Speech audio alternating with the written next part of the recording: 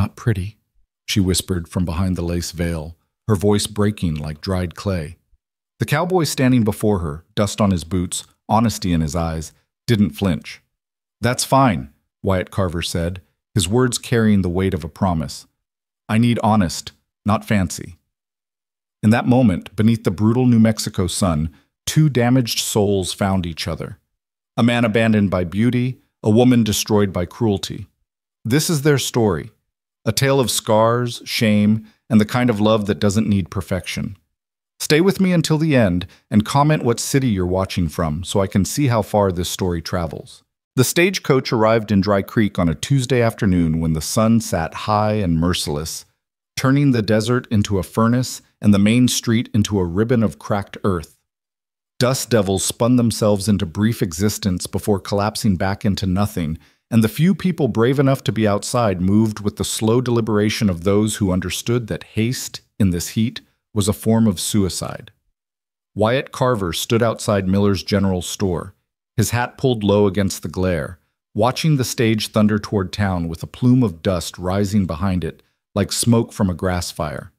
His hands were steady at his sides, but his heart, that traitorous organ, hammered against his ribs with an anxiety he hadn't felt since the war. He was 42 years old, too old, some said, to be sending for a mail-order bride. Too weathered, too quiet, too set in his ways. But loneliness had a way of making a man reconsider what he thought he needed, and Wyatt had spent enough years talking to his cattle and his horses to know that solitude, for all its simplicity, was a slow kind of dying. The letter had arrived 4 months ago, written in a careful, educated hand on paper that smelled faintly of lavender. Miss Evelyn Mercer of Boston, Massachusetts, seeks correspondence with gentlemen of good character. Age 28, experience in household management, no family remaining, willing to relocate for purposes of matrimony. The formality of it had appealed to him. No flowery promises, no declarations of beauty or charm, just facts, simple and stark. He'd written back that same evening, his own words clumsy but honest. "I am a cattleman. My ranch is small but profitable. I live simply and work hard. I cannot offer luxury, but I can offer respect and provision. If this suits you, I would be honored to make your acquaintance." 3 months of letters had followed. Hers were always proper, always careful, filled with observations about weather and books and the changing seasons. She never spoke of her past beyond the barest facts. Orphaned young, raised by an aunt who had recently passed, no prospects in Boston that would sustain her. She asked thoughtful questions about his land, his work, the territory. She never once mentioned her appearance, and neither did he. When he'd finally proposed, awkwardly, in a letter that took him 6 drafts to complete, her acceptance had been swift. "I accept your offer of marriage. I will arrive on the afternoon stage, first Tuesday of September. I ask only that you not judge me too harshly when we meet. Yours in hope, Evelyn Mercer." That last line had puzzled him. Not judge her harshly? What did that mean? Now, as the stage rolled to a stop in front of the hotel, and Hank Peterson climbed down from the driver's box with his usual string of curses about the heat and the road, Wyatt felt his mouth go dry. "Got your bride here, Carver," Hank called out, loud enough that heads turned up and down the street. "Special delivery from Boston, Massachusetts." Wyatt moved forward, conscious of the eyes watching from windows and doorways. Dry Creek was small enough that anything unusual became entertainment, and a mail-order bride was about as unusual as it got. The stage door swung open, and Hank extended a hand to help the passenger descend. The woman who emerged wore a traveling dress of dark blue wool, impractical for the heat, Wyatt thought absently, and carried a single worn carpet bag. But it was her face, or rather, the lack of it, that stopped him cold. A veil of delicate black lace covered her entirely from the crown of her head to below her chin, secured by pins to a simple bonnet. Through the intricate pattern, he could make out the suggestion of features, the curve of a cheek, the shadow of a mouth, but nothing distinct, nothing real. She stood very still on the bottom step of the stage, one gloved hand gripping the doorframe as if she might collapse without its support. Even through the veil, he could sense her fear. "Miss Mercer?" His voice came out rougher than he intended. She turned toward him, and though he couldn't see her eyes clearly, he felt the weight of her gaze. "Mr. Carver." Her voice was soft, cultured, with the precise diction of someone educated in the East. It trembled slightly, like a wire pulled too tight. Yes. He cleared his throat, suddenly aware that he was staring. Welcome to Dry Creek. Thank you. An awkward silence stretched between them while Hank unloaded her trunk, larger than the carpetbag but still modest, and set it in the dust with a thump. Behind them, Wyatt could hear the whispers starting already. Mrs. Henderson from the millinery, old Samuel from the livery, the Pritchard twins who never missed an opportunity for gossip. Is she disfigured? Maybe she's hiding because she's playing. Lord, what did Carver get himself into? Wyatt's jaw tightened, but he kept his eyes on the woman before him. She hadn't moved from the step, and he realized with a start that she was waiting for him to reject her, perhaps, waiting for him to tear away the veil and expose whatever she was hiding. He did neither. Instead, he reached down and picked up her trunk with one hand, her carpetbag with the other. My wagon's just down the way. It's not much of a ride to the ranch, about an hour. There's water in the canteen if you're thirsty. For a long moment, she didn't respond. Then slowly, she descended the final step and stood on the dusty street of Dry Creek, New Mexico territory, looking small and lost and utterly alone. Mr. Carver, Her hands twisted together at her waist. I must tell you something before we go any further. He waited. She lifted her chin slightly, a gesture of defiance that seemed to cost her. I am not what you might have expected. I am not... Her voice dropped to barely a whisper. I'm not pretty. The words hung in the hot air between them. Around them, the whispers grew louder, more eager. This was better than they'd hoped, actual drama, playing out right in front of the hotel. Wyatt set down the trunk and the bag. He took a step closer to her, close enough that he could see the way her shoulders tensed, the way her breathing quickened with what he recognized as terror. Miss Mercer, he said quietly, his voice low enough that only she could hear. I sent for a wife, not a painting. I need someone who can be honest with me, who can work beside me, who can make a life in a hard place. He paused, choosing his words carefully. I don't need fancy. I need real. If you can give me that, then what you look like under that veil doesn't matter one bit. He saw her hands loosen slightly, saw the rigid line of her shoulders soften by a fraction. But no. His voice was gentle but firm. We can talk about it later if you want to, or never, if you prefer. But right now, I'm just going to take you home. Home. The word seemed to strike her physically. He saw her sway slightly, as if the weight of it was too much.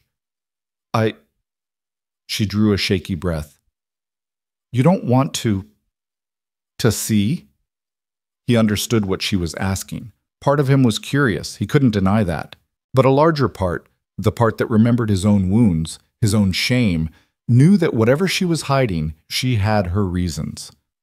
Not unless you want to show me, he said. And not here, with half the town watching like it's a Sunday social. He picked up her belongings again and gestured toward the wagon. Come on, let's get you out of this heat. She followed him, moving with the careful steps of someone walking through a dream, or a nightmare. He loaded her trunk into the back of the wagon, then turned to help her up onto the seat. When his hand closed around her elbow, gently, respectfully, over the fabric of her sleeve, she flinched so violently that she nearly fell. I'm sorry, she gasped. I'm sorry, I didn't mean... It's all right. He kept his voice calm, kept his movements slow and obvious. I'm just going to help you up, that's all. She nodded jerkily and allowed him to assist her onto the seat. She sat with her back rigid, her hands folded in her lap, her veiled face turned straight ahead. Everything about her posture screamed wariness, as if she expected violence at any moment. What the hell had happened to this woman? Wyatt climbed up beside her, taking care to leave plenty of space between them. He released the brake and clicked to the horses, and the wagon lurched into motion, leaving Dry Creek and its whispers behind. They rode in silence for the first 20 minutes, the only sounds, the creak of the wagon, the jingle of harness, and the eternal wind that swept across the high desert like the breath of something vast and indifferent. The land stretched out in all directions, brown earth studded with sage and piñon, broken by sudden arroyos and distant mesas that shimmered in the heat haze. It was beautiful in its harshness, Wyatt had always thought. Unforgiving, but honest. The land didn't pretend to be anything other than what it was. Finally, because the silence was becoming oppressive and he sensed that she needed to hear his voice, needed the reassurance that he wasn't angry, wasn't disgusted, he spoke. "I should tell you about the ranch," he said, keeping his tone conversational. "It's not much compared to what you're probably used to in Boston. The house has 4 rooms, kitchen, sitting room, and 2 bedrooms. There's a well with good water, a barn for the horses, a chicken coop. I run about 200 head of cattle on the range, plus I do some horse trading when I can." She didn't respond, but he thought he saw her head tilt slightly toward him, listening. "I've got a hired hand, old fellow named Dutch, who comes by 3 times a week to help with the heavy work. Otherwise, it's just me. And now you." He paused. "I know it's not what you're accustomed to. It's isolated. The nearest neighbor is 4 miles south. Town is 10 miles north, as you've seen. In winter, sometimes we get snowed in for weeks at a time." Still nothing. "I guess what I'm trying to say is, it's a lonely place. I won't lie about that. But it's peaceful, too. The sky opens up so wide at night you feel like you could fall into it. The stars are clearer than you've ever seen. And in spring, when the rain comes, wildflowers cover the hills like somebody threw down a blanket of color." He risked a glance at her. She was still staring straight ahead, but her hands had loosened slightly in her lap. "I'm not good with words," he admitted. "Never have been. My first wife used to say I could go 3 days without speaking and not even notice." He stopped, surprised at himself. He hadn't meant to mention Margaret. "Your first wife?" Her voice was barely audible under the rattle of the wagon, but there was something in it, not jealousy, but careful interest. "Margaret, we married when I was 23. She died in childbirth 6 years later. The baby, too." The old pain was still there, dull and familiar like an ache in the bones before rain. That was 14 years ago. "I'm sorry." "So was I." He cleared his throat. "Anyway, after that, I got used to being alone. Maybe too used to it. But lately, I've been thinking that a man can be too comfortable with loneliness. It starts to feel like safety, but really, it's just emptiness." The words surprised him even as he spoke them. He'd never articulated it quite that way before, not even to himself. "Yes," she whispered. "Yes, it is." They fell back into silence, but it felt different now, less oppressive, more companionable. The wagon climbed a long rise, and at the top Wyatt pulled the horses to a stop. "There," he said, pointing. "That's home." The ranch sat in a shallow valley, sheltered by low hills to the north and west. The house was simple, adobe and timber, with a pitched roof and a covered porch that ran the length of the front. The barn stood behind it, weathered but solid. A windmill turned lazily in the breeze, pumping water into a stock tank where a few cattle stood in the shade. It wasn't much, but he'd built most of it with his own hands, and he was proud of it in a quiet way. Beside him, Evelyn was motionless for a long moment. Then she said, so softly he almost missed it, "It's perfect." Something in his chest loosened at those words. "I'm glad you think so." They descended into the valley, and as they approached the house, Wyatt found himself seeing it through her eyes, the chickens scratching in the yard, the garden plot he'd tried to keep up but that had mostly gone to weeds, the loneliness of it all laid bare in the failing afternoon light. He pulled the wagon to a stop in front of the porch and set the brake. "Well, here we are." She didn't move. "Miss Mercer? I need to ask you something." Her voice was steadier now, but still quiet. "And I need you to answer me honestly." "All right. Why did you send for a bride? Truly?" He considered the question, turning it over in his mind. He could give her platitudes, say he wanted children, wanted someone to cook and clean, wanted the respectability of marriage. All of those things were partly true, but she'd asked for honesty, and honesty was what he'd promised. "Because I was tired of talking to ghosts," he said finally. "Tired of living in a house that was more tomb than home. Tired of measuring my life in seasons and cattle counts, and days that bled into each other until I couldn't remember what month it was." He met her veiled gaze. I wanted to know what it felt like to matter to someone again. to have someone to come home to build something with another person instead of just maintaining what's already there. He stopped, feeling foolish. That probably sounds... No. Her voice was fierce suddenly, vibrant with emotion. No, it sounds real. Your turn, he said. Why did you answer my advertisement? Her hands twisted in her lap again, that nervous gesture he was beginning to recognize. Because I was tired of being invisible. Tired of walking through the world like a ghost no one wanted to see. Tired of pity and whispers and doors closing before I even reached them. She took a shaky breath. I wanted to go somewhere no one knew me, somewhere I could start over, even if... She trailed off. Even if what? Even if it was a lie. The words hung between them, stark and painful. What's the lie? He asked gently. That I could be a normal wife, that I could give you what you need, that I could be...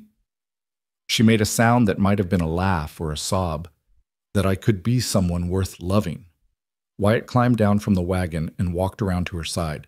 He stood there, looking up at her, this veiled woman who had traveled halfway across the country to marry a stranger because both of them were too broken to fit anywhere else. Miss Mercer, Evelyn, I'm going to tell you something, and I need you to believe it. He kept his voice low and steady. I'm not expecting perfection. I'm not expecting beauty or grace or any of the things the storybooks talk about. I'm just expecting honesty. And maybe, if we're lucky, kindness. The rest of it, all the rest of it, we'll figure out as we go. She was silent for so long he thought she might not respond. Then, slowly, she extended her hand toward him. He took it, feeling the tremor in her fingers even through the glove, and helped her down from the wagon. They stood facing each other in the dusty yard, while the sun sank lower and the shadows grew long across the valley. Somewhere in the distance, a coyote called, and the wind carried the scent of sage and dust and possibility. Can I show you the house? He asked. She nodded.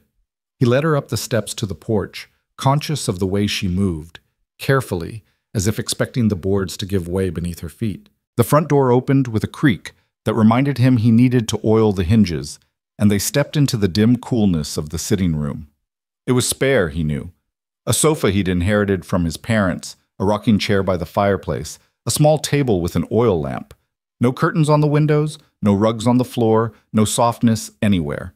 A bachelor's house, utilitarian and empty. I know it's not much, he began, but she was already moving through the space, one hand trailing along the back of the sofa, her head turning to take it all in. It's clean, she said, and he heard the surprise in her voice. I expected... Expected what? Expected a mess. Most men living alone. She stopped. I'm sorry.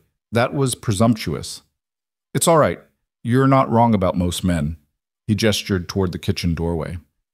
I'm not much of a cook, but I can manage the basics.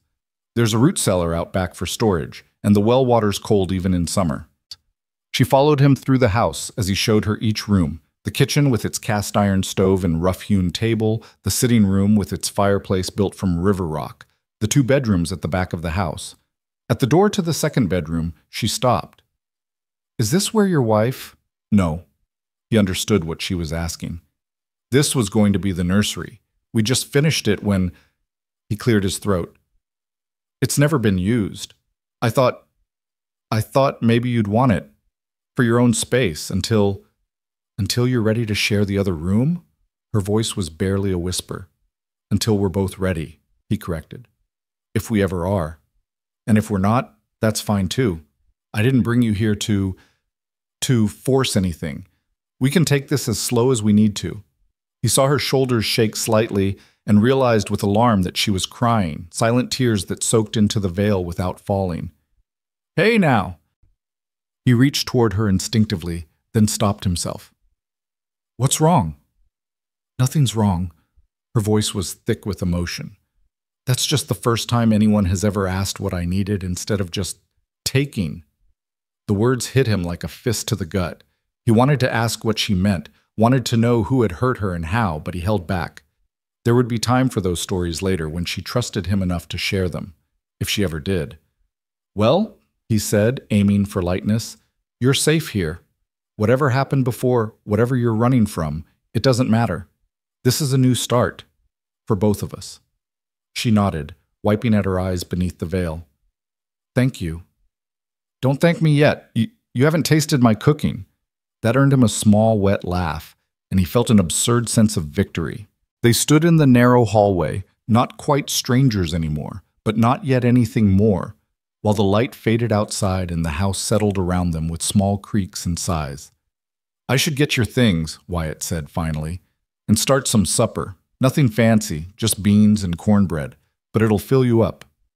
Can I help? You've been traveling all day. You should rest. Please. There was something desperate in the word. I need to be useful. I need to do something with my hands, or I'll... She didn't finish the sentence. All right, he said gently. You can help. They worked together in the kitchen as twilight fell, moving around each other with the awkwardness of strangers learning a new dance. She wouldn't let him see her eat, said she wasn't hungry, though he didn't believe her, but she laid the table and sliced the cornbread and moved through the space with an efficiency that spoke of long practice. You're good at this, he observed. I kept house for my aunt for 12 years. After she died, I worked briefly for a family in Boston, caring for their children. She paused. Until what?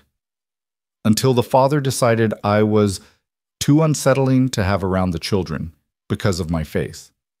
The casual cruelty of it made his hand still over the pot of beans. That's idiotic. That's reality. Her voice was flat. Children were frightened. Parents complained. I couldn't find work anywhere. Eventually I realized that if I wanted any kind of life, I needed to go somewhere no one knew me. Somewhere I could... She trailed off.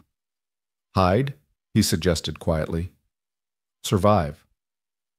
They ate in silence, or rather, he ate while she sat across from him, her hands folded in her lap, watching through the veil as he mechanically consumed beans and cornbread that tasted like sawdust because all he could think about was the woman across from him and the life that had driven her to this. After dinner, he showed her how to work the pump at the sink where the extra blankets were stored, how to bank the fire in the stove so it would last through the night. She absorbed everything with quiet attention, asking occasional questions in that soft, careful voice. When full darkness had fallen and the oil lamps cast long shadows through the house, he finally said, I should let you get some rest. Morning comes early on a ranch. What time should I wake? Whenever you're ready. There's no schedule tomorrow, it's just Sunday. We can take it easy, get you settled in properly. She hesitated in the doorway of the small bedroom. Mr. Carver? Wyatt, please. Wyatt. She seemed to test the name on her tongue. I just want you to know I'll try. To be a good wife, to earn my place here. I know I'm not what you wanted, but I'll work hard and I'll... Stop. He said it gently but firmly. You don't have to earn anything. You're here because I asked you to be. That's enough. She was quiet for a long moment. Then, good night, Wyatt. Good night, Evelyn.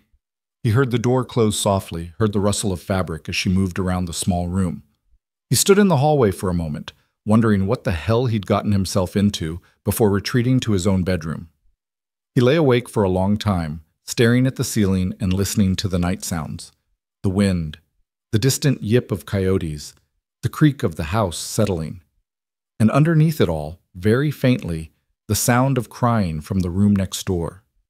He wanted to go to her, wanted to offer comfort, but he knew that his presence would only make it worse. Whatever grief she was carrying, whatever shame and fear and sorrow had driven her to hide her face from the world, she had to carry it alone for now. But maybe, he thought, as sleep finally claimed him, maybe not forever. Maybe, with time and patience and the kind of honesty they'd promised each other, they could learn to carry their burdens together. The thought sustained him as he drifted off, and his last conscious awareness was of gratitude, strange and unexpected, for this broken woman sleeping in the room next door. Whatever came next, at least he wasn't alone anymore. And neither was she. The first light of morning crept through the window like a hesitant visitor, painting the rough adobe walls in shades of gold and amber. Wyatt woke to the sound of chickens scratching in the yard and the familiar creak of the windmill turning in the early breeze. For a moment, he forgot. Forgot that his house was no longer empty, forgot that a woman slept in the room next door, forgot that his life had fundamentally changed in the span of a single afternoon. Then memory returned, and with it came a strange mixture of anticipation and anxiety that made his chest feel tight. He dressed quickly in the dim light, pulling on worn denim and a cotton shirt that had seen better days.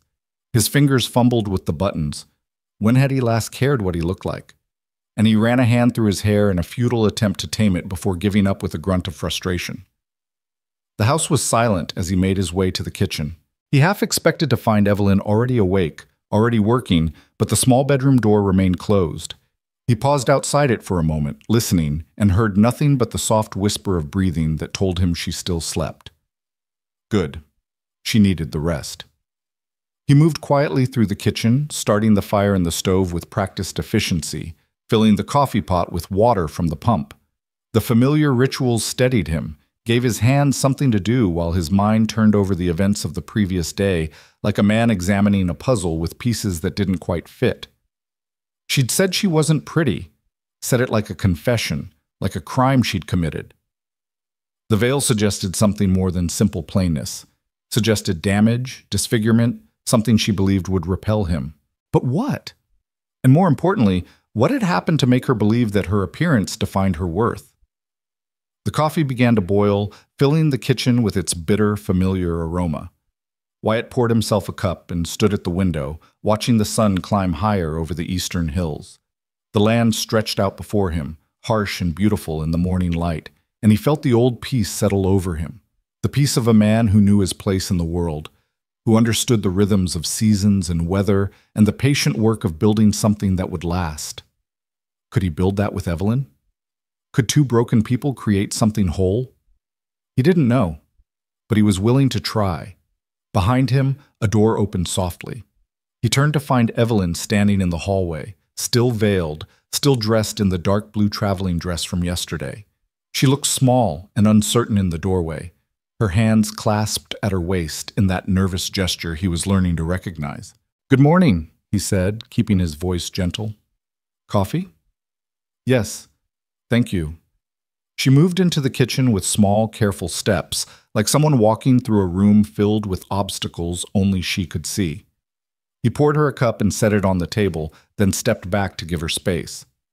She approached slowly, and he realized with a start that she was assessing the room, checking distances, noting exits, calculating risks with the unconscious wariness of prey. What had been done to this woman? She stood beside the table but didn't sit, didn't reach for the coffee. After a moment, she said quietly, "I need to tell you something." "All right?" I can't eat or drink in front of people, not without removing the veil, and I can't..." Her voice dropped to barely a whisper. "I can't remove it. Even here? Even with just me? Especially with you." The words came out in a rush. "I know that sounds strange, but I can't bear the thought of you looking at me with disgust, with pity. I've seen those looks too many times, and She stopped, her breathing quick and shallow. "I'm sorry. I know this isn't what you agreed to. I know I'm being difficult." Wyatt set down his own coffee cup with deliberate care. "You're not being difficult. You're being honest, which is what we agreed on." He thought for a moment. "What if I turned my back while you ate or drank? Would that help?" She went very still. "You would do that?" "Why wouldn't I?" "Because most men would demand..." She didn't finish the sentence. "I'm not most men." He said it simply, without pride or arrogance. "And demanding things from you isn't how this is going to work. We're partners now, or we're trying to be. Partners figure things out together." He saw her shoulders tremble slightly, saw her hands tighten at her waist. Then, almost inaudibly, "Thank you. Don't thank me for basic decency." He moved toward the stove. "I'm going to start breakfast. Eggs and salt pork.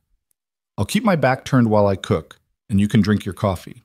When it's ready, I'll set your plate on the table and go outside to tend the chickens. You can eat in private. Does that work?" "Yes." The word was thick with emotion. "Yes, that works." True to his word, he kept his back to her as he cracked eggs into the skillet and cut thick slices of salt pork to fry alongside them. Behind him, he heard the soft clink of the cup being lifted, the nearly silent sound of her drinking. He focused on the cooking, giving her the privacy she needed, and tried not to think about what kind of life had taught her that basic kindness was something rare and precious. When the food was ready, he plated it quickly and set both plates on the table. "I'll be outside, miss," he said, still not turning. "Take your time." He grabbed his hat from the peg by the door and stepped out into the morning, pulling the door closed behind him. The chickens greeted him with their usual chaos, flocking around his feet as he scattered grain from the bucket he kept by the coop. The rooster, a bad-tempered bird he'd named General for his autocratic tendencies, strutted importantly through the hens, and Wyatt found himself smiling at the familiar absurdity of it. He took his time with the chores, giving Evelyn space to eat without feeling rushed. He checked the water trough, examined the fence line near the garden for damage, inspected the barn to make sure everything was secure. The sun climbed higher, warming the air, and somewhere in the distance he could hear cattle lowing. It was a good morning, he thought, a morning full of possibility. When he finally returned to the house, he knocked on his own door, a strange gesture that felt necessary, before entering. "Evelyn, can I come in?" "Yes." Her voice came from the sitting room. He found her standing by the window, looking out at the valley. Both plates had been cleared and washed and set in the drying rack. The kitchen was spotless, tidier than he'd left it. She'd been busy. "You didn't have to clean up," he said. "I wanted to. I need—" She paused, searching for words. "I need to contribute, to feel useful. If I just sit idle, I'll—" Again, she didn't finish. "Fair enough." He crossed to the table and picked up a piece of paper and a pencil. "I'm going to make a list of everything that needs doing around here. Regular chores, maintenance, that kind of thing. Then we can divide it up between us." "How does that sound?" "You're asking me?" "Of course I'm asking you. This is your home now, too. You should have a say in how things are run." She turned from the window, and though he couldn't see her expression through the veil, he sensed her confusion. Most husbands don't ask their wives' opinions on such things. "Well, I'm not most husbands." He sat down at the table and began writing. Now daily chores. Chickens need feeding and eggs collected. Garden needs watering when it's dry. Kitchen, obviously. Laundry once a week. What am I missing? Slowly, hesitantly, she moved to sit across from him. Bread baking, butter churning if you have a cow. Mending, preserving when there's produce. Cleaning, though that depends on how particular you are. I'm not particular about much except the barn. I like the barn kept organized, makes it easier to find things when you're in a hurry. He continued writing. What about things you need? Supplies from town, tools, anything like that? She folded her hands on the table. I don't know what you already have. Then we'll make an inventory together. He pushed the paper toward her. You go through the kitchen, the pantry, the root cellar. Write down what's there and what's missing. I'll do the same for the barn and the workshop. Tomorrow, we'll compare lists and see what needs ordering. She stared at the paper as if it were written in a foreign language. You trust me to do that? Why wouldn't I? Because you barely know me. Because I'm... She stopped herself. Because you're what? My wife? The person I asked to be here? He kept his tone gentle but firm. Evelyn, I meant what I said yesterday. This is a partnership. I'm not your master and you're not my servant. We're two people trying to build a life together. That means we both get a say. We both contribute. We both matter. The silence stretched long enough that he wondered if he'd said too much, pushed too hard. But then she reached out and took the paper, her gloved fingers trembling slightly as they closed around it. I'll make the inventory, she said quietly, and I'll do it thoroughly. I know you will. They spent the rest of the morning working separately but in tandem, him in the barn and outbuildings, her in the house. He could hear her moving through the rooms, opening cabinets and drawers, her footsteps soft but steady. Occasionally he'd hear a small sound, a dish being set down, a door being closed, and each time he felt a strange warmth in his chest. His house wasn't empty anymore. It had a heartbeat again. By midday, the heat had become oppressive, and Wyatt returned to the house to find Evelyn sitting at the kitchen table with pages of careful notes spread before her. Her handwriting was neat and precise, each item listed with attention to detail that spoke of an organized mind. "You've been thorough," he observed, scanning the lists. "You're low on flour and sugar, out of cinnamon completely. The coffee's nearly gone. You have plenty of beans and salt pork, but no fresh meat, no vegetables except what's struggling in the garden, no butter, no milk, no cheese." She tapped the paper. "You've been living like a hermit." He had the grace to look embarrassed. "I tend to forget about things like cinnamon and vegetables, and anything that requires more effort than opening a can or a jar." Her tone was gentle, but there was a hint of amusement in it that made him smile. "Guilty as charged. We'll need to place a substantial order in town, or—" She hesitated. "Do you have a milk cow? Chickens lay eggs, but for butter and cheese, you need—" "I know what I need." He scratched his jaw. "I used to have a cow. Sold her after Margaret died. Thought I didn't need the bother. But you're right. We should get another one. And maybe a few more chickens, if you're willing to tend them. Plus, we should think about expanding the garden, putting in more variety." "I can do that." There was something almost eager in her voice. "I'm good with gardens. My aunt had a large one, and I managed it for years.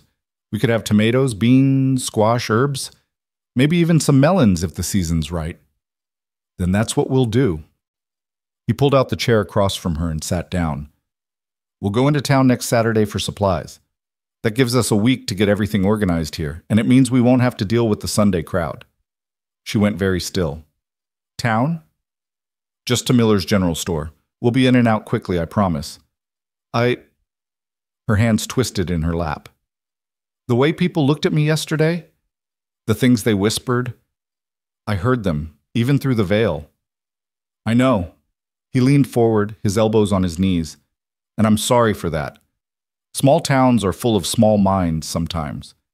But here's the thing, you live here now. This is your home. Eventually, people will get used to seeing you. The novelty will wear off, and they'll move on to the next bit of gossip." "You don't understand." Her voice rose slightly, edged with panic. "It's not just curiosity. They'll say terrible things. They'll talk about what might be under the veil. They'll make up stories. Let them." His voice was calm, steady. "Let them talk. Their words can't hurt you unless you give them power. And me? I don't give a damn what anyone in Dry Creek thinks. Never have." She was quiet for a long moment. Then, barely audible, "You're a strange man, Wyatt Carver." "I've been called worse." That earned him a small, surprised laugh, the first real laugh he'd heard from her, and the sound of it did something to his heart that he couldn't quite name. The afternoon passed in a comfortable rhythm. Wyatt worked on repairing a section of fence that had been damaged in the last windstorm, while Evelyn, after some coaxing, agreed to rest in the shade of the porch with a book he'd dug out from somewhere in his bedroom. He glanced back at the house occasionally and saw her sitting in the rocking chair, still veiled, the book open in her lap. She looked small there, dwarfed by the vastness of the landscape, but she also looked not peaceful exactly, but less tense than she'd been, as if the silence and space of the ranch were beginning to work their way into her bones. That evening, they repeated the morning's ritual, him cooking with his back turned, setting her plate on the table, then stepping outside while she ate. When he returned, he found her washing dishes, moving through the task with efficient grace. "I was thinking," he said, hanging his hat on the peg, "that maybe tomorrow we could start working on the garden. Get it cleared out properly, figure out where to plant what, if you're feeling up to it." "I'd like that." She dried the last dish and set it carefully in the cupboard. "I'd like that very much." They sat together in the sitting room as darkness fell, Wyatt in his chair by the fireplace, Evelyn on the sofa with her hands folded in her lap. He whittled absently at a piece of wood, letting the shavings fall into a small pile at his feet, while she sat in silence and watched the last light fade from the windows. After a while he began to hum, low and tuneless, just something to fill the quiet. It was an old habit from his solitary years, something he did without thinking. "What song is that?" she asked suddenly. He stopped, surprised. "I don't know that it's any song, just something I do. It's nice, peaceful. My mother used to hum while she worked. I guess I picked it up from her." He resumed the quiet melody. "She said it kept the loneliness away." "Does it work?" He considered. Sometimes, not always. No, she agreed softly. Not always. They lapsed back into silence, but it was a shared silence now, companionable rather than awkward. Outside, a coyote called, and another answered from across the valley. The wind picked up, rattling the shutters slightly, and Wyatt rose to check that everything was secured for the night. I should let you rest, he said finally. Tomorrow's going to be a full day if we're tackling that garden. She stood, smoothing her skirts. Wyatt? Yes? Thank you. For today. For... She gestured helplessly. For all of it. You don't need to thank me, Evelyn. This is just... how it should be. She was quiet for a moment, then... Maybe. But it's not how it's ever been before. She left him standing in the sitting room, and he heard her bedroom door close softly. He remained where he was for a few minutes, staring at nothing, thinking about what she'd said. It's not how it's ever been before. What kind of life had she lived? What kind of treatment had she endured that basic kindness seemed like a gift? The questions haunted him as he prepared for bed, as he lay in the darkness listening to the night sounds. Somewhere in the house, Evelyn was doing the same, lying awake in an unfamiliar bed, in an unfamiliar house, with an unfamiliar husband just beyond the wall. He hoped she felt safe. He hoped she understood that he meant what he said about partnership, about respect, about building something together. But hope and reality weren't always the same thing, and he knew it would take more than words to prove himself to her. Time, he thought. It would take time, and patience, and the kind of steady, quiet persistence that had served him well in ranching, in weathering storms, in surviving loss. He could give her that. He would give her that, however long it took. The days that followed settled into a pattern, each one bleeding into the next with the rhythm of work and weather and gradual, cautious familiarity. They rose with the sun, worked through the morning heat, rested during the brutal afternoon hours, and resumed their tasks as evening brought relief. True to his word, Wyatt helped her clear and expand the garden, turning the hard earth with a spade while she followed behind, breaking up clods and removing rocks. They worked side by side in companionable silence, and occasionally she would point out where certain plants should go, explaining their needs with the confidence of someone who truly understood growing things. Tomatoes here, where they'll get full sun. Beans along this edge where they can climb the fence. Squash in the corner where they'll have room to spread. Herbs near the kitchen door for easy access. Her hands moved as she spoke, sketching patterns in the air. And here, right here, we should put marigolds. Marigolds? He leaned on the spade, curious. Those are flowers, not food. They keep pests away.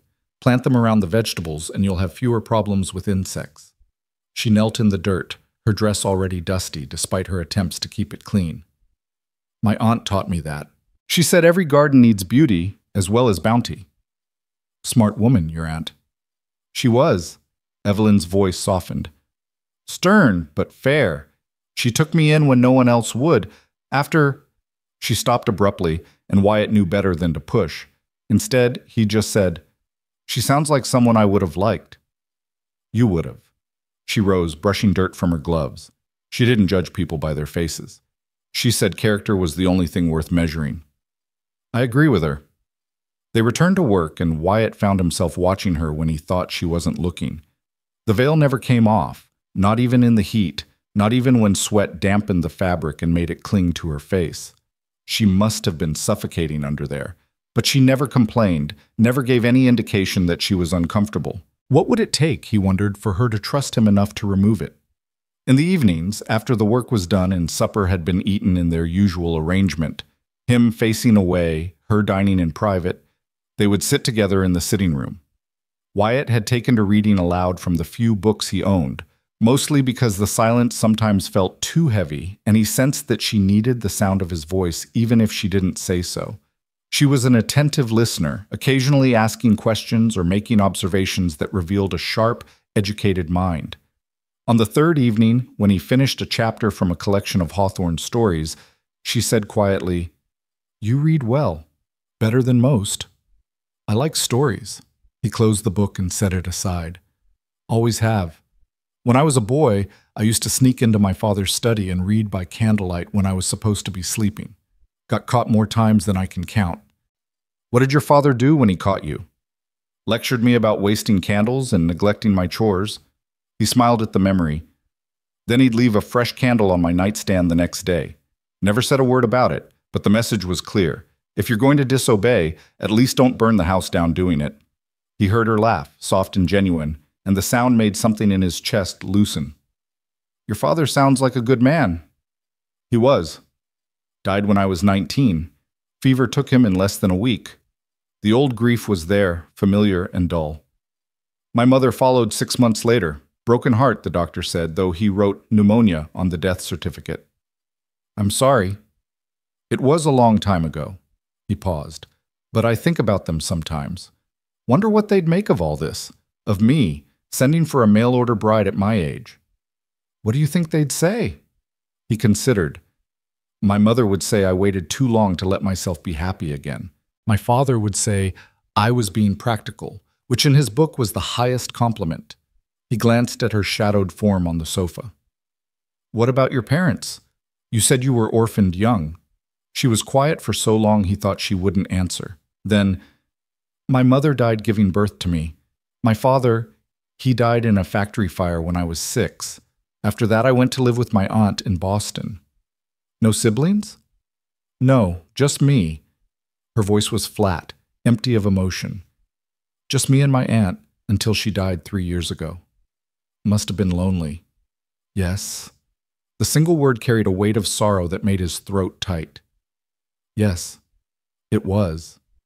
They sat in silence after that, the shadows deepening around them, and Wyatt found himself wanting to offer comfort, but not knowing how. Physical touch was clearly out of the question, and words seemed inadequate to address the depth of loneliness he heard in her voice. So he did the only thing he could think of. He started humming again, that low, wordless melody that his mother had taught him, the one that was supposed to keep the loneliness at bay. After a moment, he heard Evelyn's breathing slow and deepen, heard the tension leave her body as she relaxed into the sofa. She didn't say anything, didn't thank him, but he knew she understood. Sometimes music said what words couldn't. By the end of the week, the garden was taking shape. Neat rows marked out with string, the soil turned and ready for planting. Wyatt had ridden into town alone on Thursday, returning with seeds and seedlings, a young milk cow named Bess, and an assortment of supplies that Evelyn had requested. He'd also picked up something else, something he kept hidden in his saddlebag until the right moment. That moment came on Friday evening, after supper, when he found Evelyn standing on the porch watching the sunset. She did that often, he'd noticed, stood very still, her face turned toward the fading light, as if she were trying to absorb every last bit of warmth before darkness fell. I got you something, he said, coming to stand beside her. In town. She turned and he thought he saw surprise in the tilt of her head. You didn't need to do that. I wanted to. He pulled out a small bundle wrapped in brown paper. It's not much, but I thought, well, here. She took the package with careful hands and unwrapped it slowly. Inside were 3 things: a new pair of work gloves in soft leather, a packet of marigold seeds, and a journal bound in dark blue cloth with blank pages waiting to be filled. Wyatt! Her voice broke on his name. The gloves are practical. Those ones you're wearing are falling apart. The seeds are for the garden. And the journal. He rubbed the back of his neck, suddenly self-conscious. You said you used to keep house accounts for your aunt. I thought maybe you'd like to keep track of things here too, or use it for whatever you want. Recipes, notes, thoughts, whatever. She stood frozen, staring down at the gifts, and he couldn't tell if she was pleased or upset or something else entirely. Then, slowly, she set the items on the porch rail and turned to him. No one's ever... She stopped, started again. In all my life, no one has ever given me gifts just because they wanted to, just to be kind. Well, that's a damn shame. He said it gruffly, uncomfortable with the emotion in her voice. You deserve kindness, Evelyn. You deserve a lot of things you probably haven't gotten. I don't know what I did to deserve you. The words stunned him into silence. Before he could formulate a response, she'd gathered up her gifts and hurried back into the house, leaving him standing alone on the porch in the gathering darkness. He stayed there for a long time, listening to the night sounds and trying to understand what had just happened. She'd seemed genuinely overwhelmed by such simple gifts, as if basic thoughtfulness was foreign to her. What kind of men had she known before him? What kind of life had taught her that she wasn't worthy of small kindnesses? The questions circled in his mind like vultures, and with them came a quiet, burning anger. Not at her, never at her, but at whoever had made her believe she was less than she was. But anger wouldn't help her. Only time would. Time and patience, and proving through 1,000 small actions that she was valued here, that she mattered, that she was more than whatever shame she carried beneath that veil. He could do that. He would do that, however long it took. That night, for the first time since her arrival, Wyatt found a note beside his breakfast plate the next morning. It was written in that same careful hand from her letters, and it said simply, "Thank you for seeing me when I cannot see myself. E." He read it 3 times, then carefully folded it and tucked it into his shirt pocket right over his heart. It stayed there all day as he worked, a small weight that reminded him that he wasn't alone anymore, that someone in this world was learning to trust him, and that maybe, just maybe, they were both beginning to heal. The note remained in Wyatt's pocket through the following week, growing soft with handling, the creases deepening each time he unfolded it to read those simple words again. He found himself reaching for it during quiet moments, while mending fence, while grooming the horses, while lying awake in the darkness listening to the wind test the corners of the house. Each time the message was the same, and each time it steadied something restless inside him. Thank you for seeing me when I cannot see myself. He'd never thought of himself as particularly perceptive, never considered that simply treating someone with basic decency could mean so much. But then again, he'd never met anyone like Evelyn before. Someone so fractured by the world that kindness felt like revelation. The garden flourished under her attention. Within days, neat rows of seedlings pushed through the dark earth, reaching toward the sun with the determined optimism of living things. She spent hours there each morning, kneeling in the dirt despite the heat, despite the veil that must have made every breath an effort. He'd watch her from a distance sometimes, noting the gentle way she handled each plant, the care she took with every task. She worked as if the garden were sacred ground, as if each seed planted was a prayer for something better. On the Saturday of their second week together, dark clouds began gathering over the western mountains just after dawn. Wyatt noticed them immediately, massive thunderheads building like castles in the sky, their underbellies bruised purple and black. The air felt heavy, charged with electricity that made his skin prickle and the horses nervous in their stalls. "Storm's coming," he announced at breakfast, forgetting to turn his back in his urgency. He caught himself immediately and pivoted away, but not before seeing her stiffen at the sudden movement. "Sorry, didn't mean to startle you." "It's all right." Her voice was steady, but he heard the slight tremor underneath. "How bad will it be?" "Hard to say. Could be just rain, could be—" He hesitated, not wanting to frighten her. "Could be rough. We get some violent weather out here this time of year, wind that'll take the roof off if you're not prepared." "What do we need to do?" He appreciated the "we" more than she probably knew. "Secure everything that can blow away. Bring the chickens into the barn. Make sure the shutters are latched tight. Check the livestock." He grabbed his hat from the peg. "I'll handle the outside work. You take care of the house. Fill every container we have with water from the well, just in case. Move anything valuable away from the windows. And if it gets bad, I mean really bad, you get into the root cellar and stay there until I come for you. Understand?" "Yes, but what about you?" "I'll be fine. I've weathered plenty of storms." "Wyatt, the animals need tending, Evelyn. Can't just leave them to panic." He settled the hat on his head. "I know what I'm doing. Just promise me you'll get to safety if things go sideways." She was silent for a moment, then, "I promise if you promise." "Fair enough." He allowed himself a small smile, even though she couldn't see it. "Fair enough." By mid-morning, the temperature had dropped 20 degrees and the wind had picked up, gusting hard enough to rattle the shutters and send dust devils spinning across the yard. Wyatt worked steadily, moving from task to task with practiced efficiency. He secured the barn doors, reinforced the chicken coop, brought in tools and equipment that could become projectiles in high wind. The cattle had already moved to the sheltered side of the hills, following their instincts to find protection. Inside the house, Evelyn filled buckets and basins with water, moved furniture, checked and rechecked the shutters. He could see her through the window, moving with quick purpose, and felt a surge of gratitude that she wasn't the type to dissolve into hysterics. She was steady, strong. Despite everything that frightened her, despite the veil and the secrets and the shame, she was fundamentally brave. The first raindrops fell just before noon, fat and heavy, striking the dust with audible impacts. Within minutes, it was a downpour, sheets of water driven almost horizontal by the wind. Thunder rolled across the valley like artillery fire, and lightning split the darkened sky with brilliant white cracks that left afterimages on his vision. Wyatt was in the barn, calming the horses. They hated storms, always had, when he heard it. A sound like a train approaching, low and ominous, building in volume until it drowned out even the thunder. Wind, serious wind.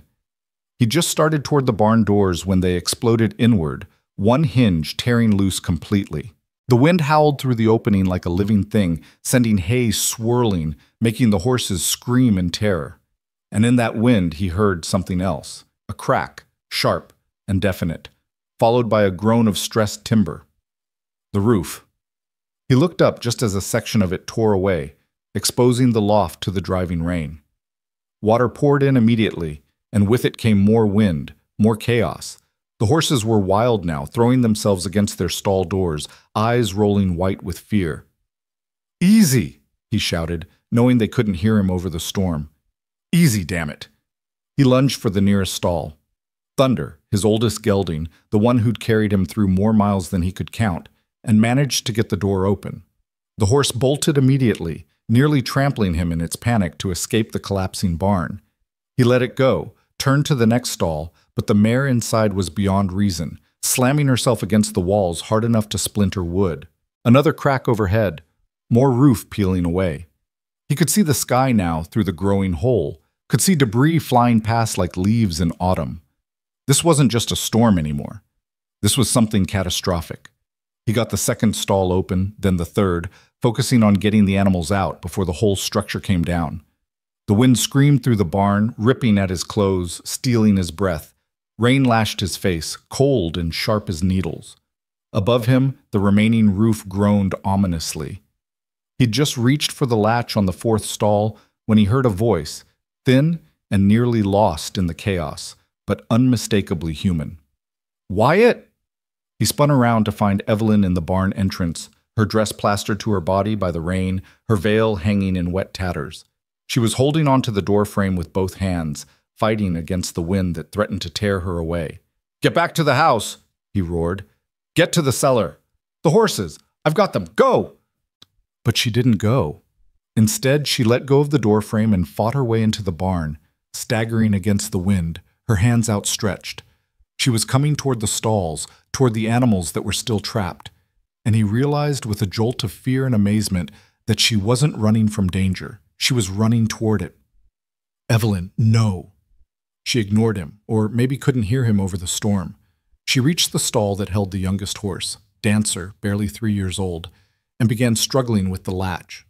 Her hands were shaking so badly she could barely work it, but she didn't give up, didn't retreat. Overhead, something gave with a sound like a gunshot. He looked up and saw a massive beam beginning to fall, saw it rotating in what seemed like slow motion, saw exactly where it was going to land, right on top of Evelyn. He didn't think, didn't plan, just moved, throwing himself across the space between them, hitting her with his shoulder and driving them both to the side. They went down hard in the mud and sodden hay, and he tried to cover her with his body, tried to shield her from what was coming. The beam crashed down where she'd been standing a second before, missing them by inches. It struck the edge of the stall door with a force that shook the ground, and in the impact, something else came loose. A section of tin roofing, sharp-edged and spinning, carried on the wind like a blade. Wyatt saw it coming. Tried to duck. Wasn't quite fast enough. The metal caught Evelyn's shoulder, tearing through fabric, and he heard her scream, a sound of pure shock and pain that cut through the storm. The tin kept going, embedding itself in a support post with a resonant thunk, but the damage was done. Evelyn. He scrambled to his feet, reaching for her, and in the chaos and the rain and the panic, His hand found her veil and knocked it loose. It fell away. For one endless moment, the world seemed to freeze despite the chaos raging around them. He saw her face, truly saw it, for the first time. The scar ran from her right temple down across her cheek to her jaw, a twisted rope of old burn tissue that had healed badly, pulling the skin tight and leaving it pale and puckered. It was extensive, severe, the kind of injury that spoke of terrible pain and worse trauma. But it was also just a scar, just damage to skin. Nothing monstrous, nothing hideous, just evidence that she had survived something that should have killed her. And beneath the scar he saw the rest of her face, the delicate bone structure, the dark eyes wide with shock and fear, the mouth twisted now in pain. She was beautiful, he realized with a start, not despite the scar but including it, because every line of her face spoke of strength and survival and a refusal to surrender even when the world had tried its best to break her. She stared up at him, rain streaming down her exposed face, her eyes filled with horror that had nothing to do with the storm. "Don't look at me," she cried, her voice raw. "Don't look at me!" She tried to cover her face with her hands, but her right arm wouldn't cooperate properly. Blood was seeping through her torn sleeve, and her face had gone white beneath the scar. "Evelyn, you're hurt. Don't look at me!" She was sobbing now, great gasping sobs that shook her whole body. "I'm ugly. I'm hideous. Don't—" He did the only thing he could think of. He shrugged out of his coat, already soaked but better than nothing, and draped it over her head and shoulders, covering her face, giving her back the shield she needed. "Can you stand?" he asked, his voice rough but gentle.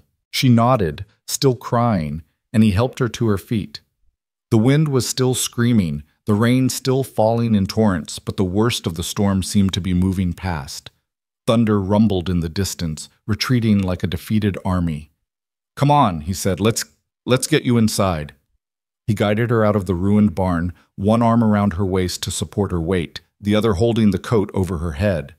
They staggered through the mud and debris, past the panicked chickens that had scattered everywhere, past fallen branches and sheets of torn metal. The house at least still stood, its thick adobe walls unmoved by the wind that had destroyed everything else. Inside, he settled her on the sofa and gently removed the coat from her head. She immediately tried to turn away, tried to hide her face, but he caught her hands, carefully, respectfully, and held them still. "Evelyn, look at me." "No, please, no. Look at me."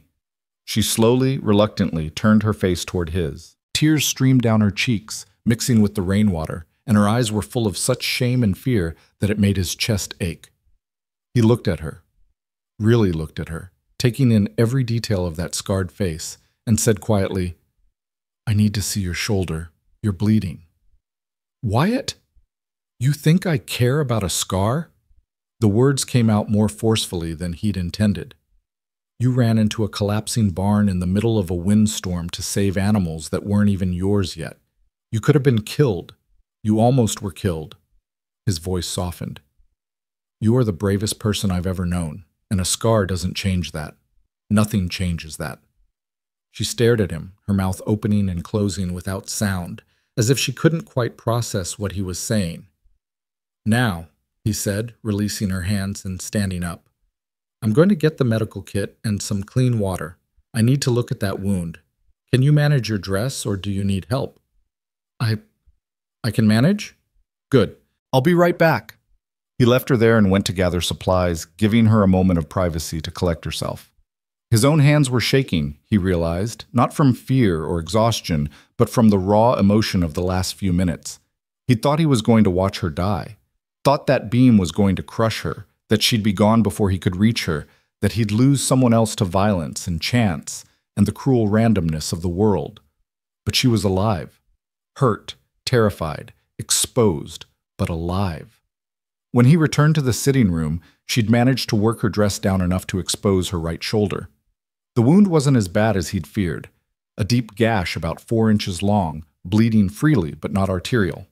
It would need stitches, but she'd survive. He set the medical kit on the table and began preparing clean cloths, carbolic solution, a needle, and thread. She watched him work, her face still uncovered, still exposed, as if she'd given up trying to hide. "This is going to hurt," he warned. "I'll be as gentle as I can, but—" "I know."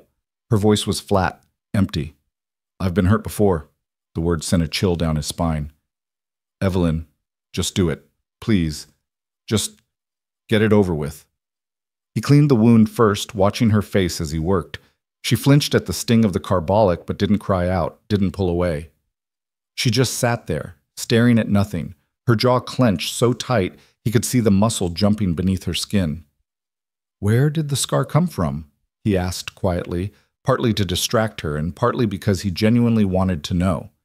She was silent for so long he thought she wouldn't answer. Then, in a voice barely above a whisper, "A fire. When I was 16. What happened?" There was a boy, a little boy, maybe 5 years old. He'd wandered into the old church on the edge of town, the one they were going to tear down. Kids did that sometimes, dared each other to go inside, said it was haunted. She drew a shaky breath. Someone had been burning trash in there, left embers smoldering. By the time anyone noticed, the whole building was engulfed. He threaded the needle, preparing for the stitches, but kept his attention on her words. I was walking past, heard him screaming inside. Everyone else just stood there, watching it burn, saying it was too late, saying no one could survive in there. But I could hear him. Her voice cracked. I could hear him screaming for his mother. So you went in. So I went in. She said it simply, without pride or self-congratulation. I found him near the altar, trapped behind a pew that had fallen. I got him out, got him to the door. Someone grabbed him from me, pulled him to safety. But then, she gestured vaguely at her face. Part of the roof came down, burning timber. It caught my face, my hair.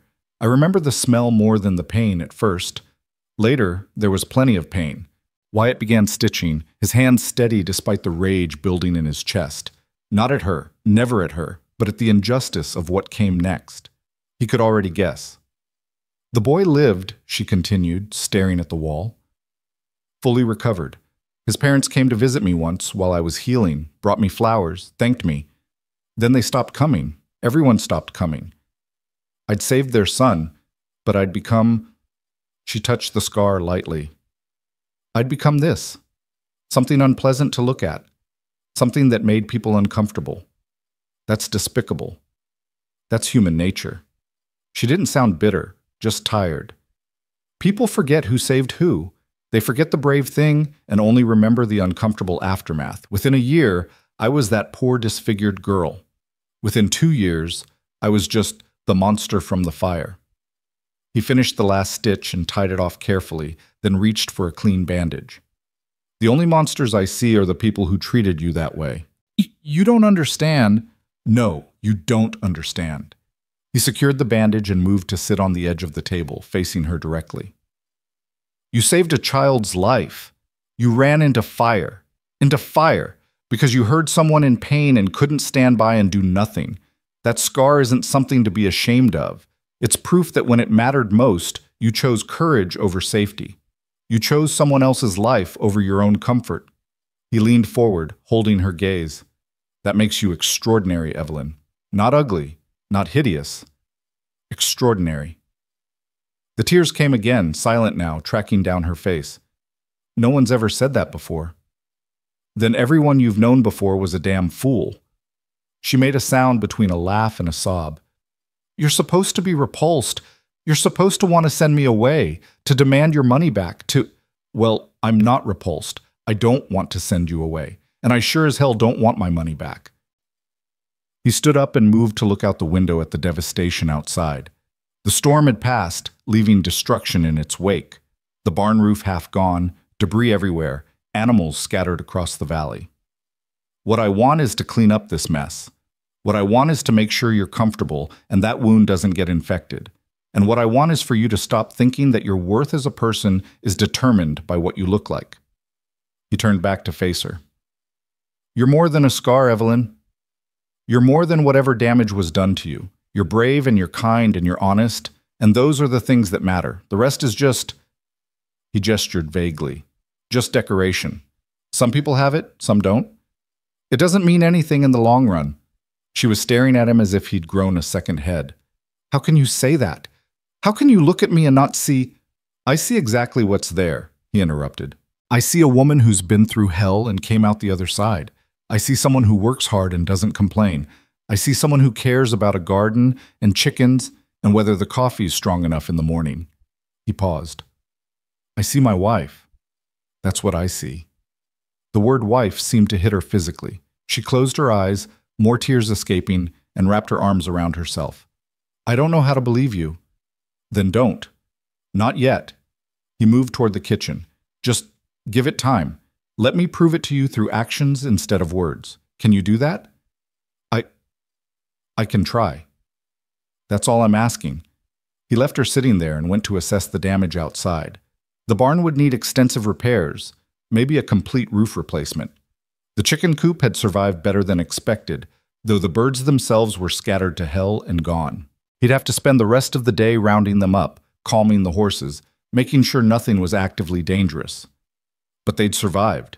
They were both alive, both mostly intact, and that was more than many people could say after a storm like that. As he worked through the afternoon, gathering chickens, coaxing horses back from wherever they'd fled, salvaging what he could from the barn, his mind kept returning to that moment when her veil had fallen away, to the look in her eyes, the terror and shame and desperate vulnerability, to the scar that she believed defined her entire existence. She was wrong. So profoundly wrong, it made him angry. But he also understood that you couldn't argue someone out of shame, couldn't logic away years of cruel treatment and casual cruelty. The only way forward was through days and weeks and months of treating her like the valuable person she was, until maybe, eventually, she started to believe it herself. He could do that, would do that, however long it took. When he finally returned to the house as the sun was setting, he found Evelyn in the kitchen with her veil back in place. She'd changed into a clean dress and was attempting to make supper one-handed, her injured arm held carefully against her side. You should be resting, he said gently. I need to do something. I can't just sit. He understood that impulse intimately. All right, but let me help. They worked together in careful silence, moving around each other with the familiarity of people who'd shared space long enough to anticipate each other's movements. She didn't speak about what had happened, didn't acknowledge that he'd seen her face, and he didn't push. When it was time to eat, he turned his back as usual, giving her the privacy to lift her veil. Some things, he was learning, couldn't be rushed. That night, as he lay in bed listening to the house settle and the wind die down to nothing, he heard her door open quietly. He tensed, wondering if something was wrong, if her wound was bothering her, if she needed help. Soft footsteps in the hallway. A pause outside his door. Then, so quietly, he almost missed it. Thank you. Before he could respond, the footsteps retreated, and her door closed again. He stared at the ceiling in the darkness, that small word echoing in his mind. Thank you. Thank you for not being disgusted. Thank you for calling me brave. Thank you for seeing me. He didn't sleep much that night. Every time he closed his eyes, he saw that beam falling, saw the tin roofing spinning through the air, saw how close he'd come to losing her before he'd really had a chance to know her. The thought terrified him more than he wanted to admit. Somewhere in the past 2 weeks, Evelyn Mercer had stopped being just a mail-order bride, stopped being just a solution to loneliness. She'd become important, necessary, someone whose presence had changed the entire character of his life, who made the house feel like a home instead of a tomb. He couldn't lose that, couldn't lose her, which meant he needed to be more careful, needed to think ahead, needed to make sure she was safe even when danger came without warning. But more than that, he needed to help her see herself the way he saw her, not as damaged goods, not as something to be pitied or feared, but as someone extraordinary wearing a scar like a badge of honor. It wouldn't be easy. She'd spent years believing the lies that cruel people had told her, years thinking that her appearance defined her worth. But he had time. They both did. And he would use every day of it to prove to her that she was wrong about herself, that she was brave and valuable and worthy of love, even if, especially if, she couldn't see it yet. Morning came with a clarity that felt almost cruel after the violence of the storm. The sky stretched blue and endless, innocent as a child's eyes, giving no hint of the chaos it had unleashed just hours before. Wyatt woke to birdsong and the familiar creak of the windmill, and for a disoriented moment he wondered if he'd dreamed it all. The collapsing barn, the falling beam, Evelyn's face finally revealed in rain and terror. Then he heard her moving in the kitchen, heard the careful one-handed clatter of dishes being set out, and he knew it had been real. All of it. He dressed quickly and found her at the stove, still veiled, her right arm cradled against her body. She'd managed to start the fire and get coffee brewing, but he could see the strain in the set of her shoulders, the way she moved with careful deliberation to avoid jarring her injury. "You should have woken me," he said quietly. "I could have done this. I'm not helpless." Her voice was steady but distant, as if she'd retreated somewhere deep inside herself where his words from yesterday couldn't reach. "Never said you were. But you're hurt, and there's no shame in accepting help when you need it." She didn't respond, just continued her awkward one-handed work at the stove. He let it go, understanding that she needed time to process what had happened, needed space to rebuild whatever walls had come down in the storm. They ate breakfast in their usual arrangement, him facing away, her dining in privacy. But the silence felt different now. Heavier. Charged with everything that had been said and everything that remained unspoken. When the meal was finished and the dishes cleared, Wyatt pushed back from the table and said, "I need to go into town today." She went very still. "Why?" "Need to order lumber and supplies for the barn. Can't put it off." He paused. "Also need to let Doc Harrison know about your shoulder. Make sure it's healing properly. He might want to check those stitches in a few days." "I'm fine." "Evelyn, I said I'm fine." Her voice was sharper now, edged with something that sounded like panic. "You can't tell anyone what happened. You can't tell them you saw that I'm not going to announce it in the town square," he said gently. "But the doc needs to know you were injured in the storm. That's just practical. And when he asks how, when he wants to examine the wound, when people start asking questions about why I needed medical attention," her breathing had quickened, and he could see her hands trembling at her sides. "They'll want to know everything. They'll want details. Hey." He stood up slowly, keeping his movements obvious and non-threatening. "Nobody's going to force you to do anything you don't want to do. If you don't want Doc Harrison to see your face, we'll figure something else out. We'll manage the wound ourselves, change the dressings, watch for infection. It'll be fine." You don't understand what it's like." Her voice broke. "You don't know what people say, how they look at you, the way they whisper when they think you can't hear. Monster. Cursed. God's punishment. I've heard it all, Wyatt, every variation of disgust and pity and morbid curiosity, and I can't go through that again." He wanted to cross the room to her, wanted to offer physical comfort, but he held himself back. She was like a wild animal right now, poised for flight, and any sudden movement might send her bolting. "All right," he said quietly. "All right, you don't have to go anywhere. You don't have to see anyone. I'll handle the town, and we'll take care of your shoulder here. Does that work?" She nodded jerkily, and he saw her shoulders drop slightly with relief. "But Evelyn?" He waited until she turned toward him. "Eventually you're going to have to face people. You live here now. This is your home. You can't spend the rest of your life hiding in this house. Why not?" The question came out bitter and defeated. "What's out there for me except more cruelty? More people who see me as something broken and wrong?" "Maybe nothing," he admitted. "Maybe everyone in Dry Creek is exactly as small-minded as you fear, but maybe not. Maybe there are people out there who'll surprise you, who'll see past the scar to who you really are. That's a lot of maybes. It's all any of us have." He reached for his hat. "I'll be back by evening. There's fresh water in the pitcher, bread in the pantry, and please, for the love of God, don't try to do any heavy work with that arm. Just rest, read, sit on the porch. Let yourself heal." "Wyatt?" She stopped him as he reached for the door. "Be careful. Please." The concern in her voice made something warm bloom in his chest. "Always am." The ride into Dry Creek took longer than usual. He had to navigate around fallen branches and debris from the storm, and twice he had to dismount and clear the road himself before he could continue. The landscape looked raw and scoured, as if the storm had stripped away some essential layer and left everything exposed and vulnerable. He knew the feeling. Town was buzzing with activity when he arrived. people assessing damage, making repairs, sharing stories about the storm. The general store had lost part of its awning, and several windows along the main street had been shattered by flying debris. But overall, Dry Creek had fared better than his ranch.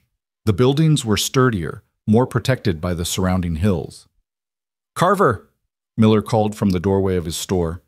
"Heard you got hit pretty hard out your way. Barn took damage?" "Roof's half gone," Wyatt confirmed, dismounting and tying his horse to the rail. "Need to order lumber and tin, probably a few 100 feet of it." Miller whistled low. "That's not cheap." "Can't leave it as is. Animals need shelter, and another storm like that would finish the job." They spent the next 20 minutes going over specifications and prices, with Miller making notes in his ledger. Wyatt tried to focus on the practical matters at hand, but his mind kept drifting back to the ranch, to Evelyn alone in the house with her injured shoulder and her wounded pride.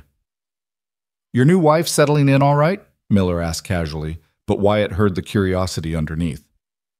"Haven't seen her around since she arrived." "She's settling fine." "Still wearing that veil, I suppose?" Wyatt's jaw tightened.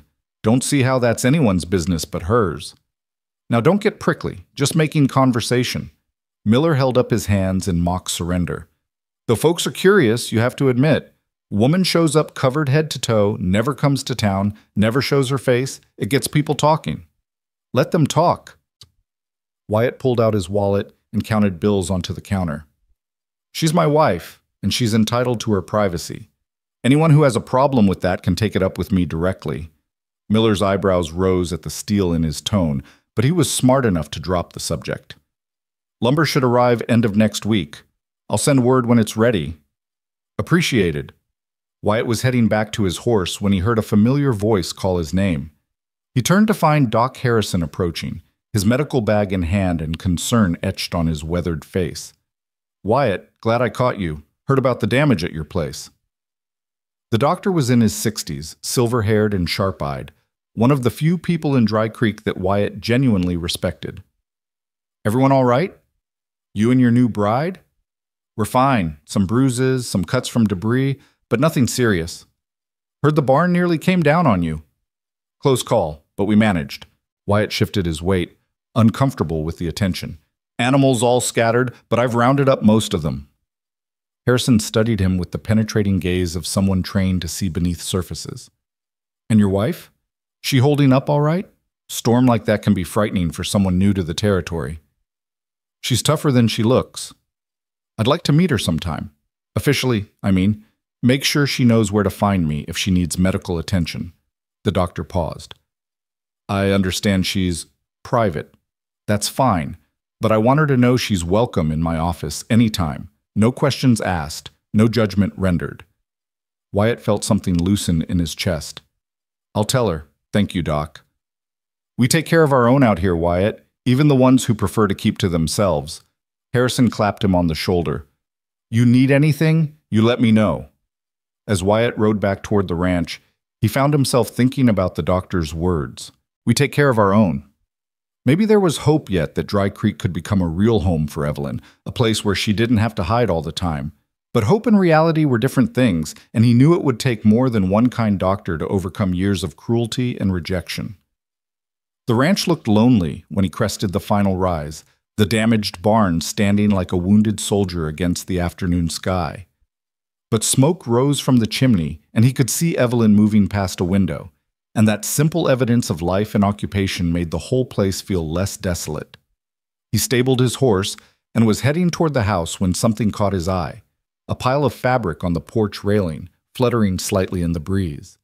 He moved closer and felt his breath catch. It was Evelyn's wedding dress, the one she'd worn when she stepped off the stage 2 weeks ago. The storm had torn it badly. The hem was shredded, one sleeve nearly ripped free, mud stains darkening the blue fabric. She must have set it out to, what? Throw away? Burn? The thought of that dress being destroyed, of that last tangible connection to her old life being erased, bothered him more than he could articulate. It seemed like giving up, like an admission that nothing could be salvaged or repaired.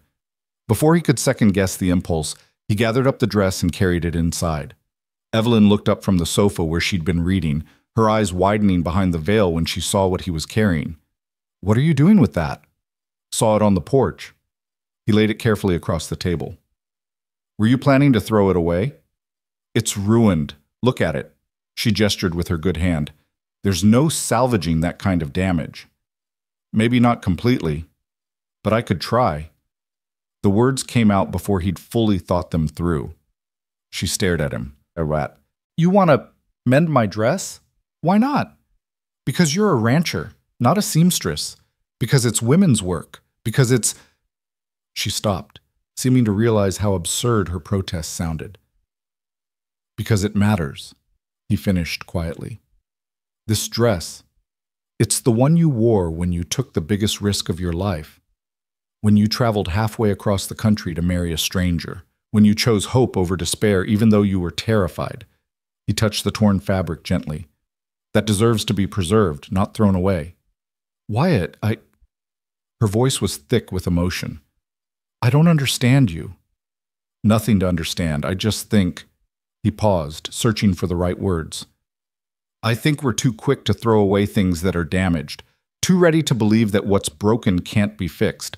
But sometimes, with patience and effort, you can make something beautiful out of something that's been hurt." The silence that followed was profound.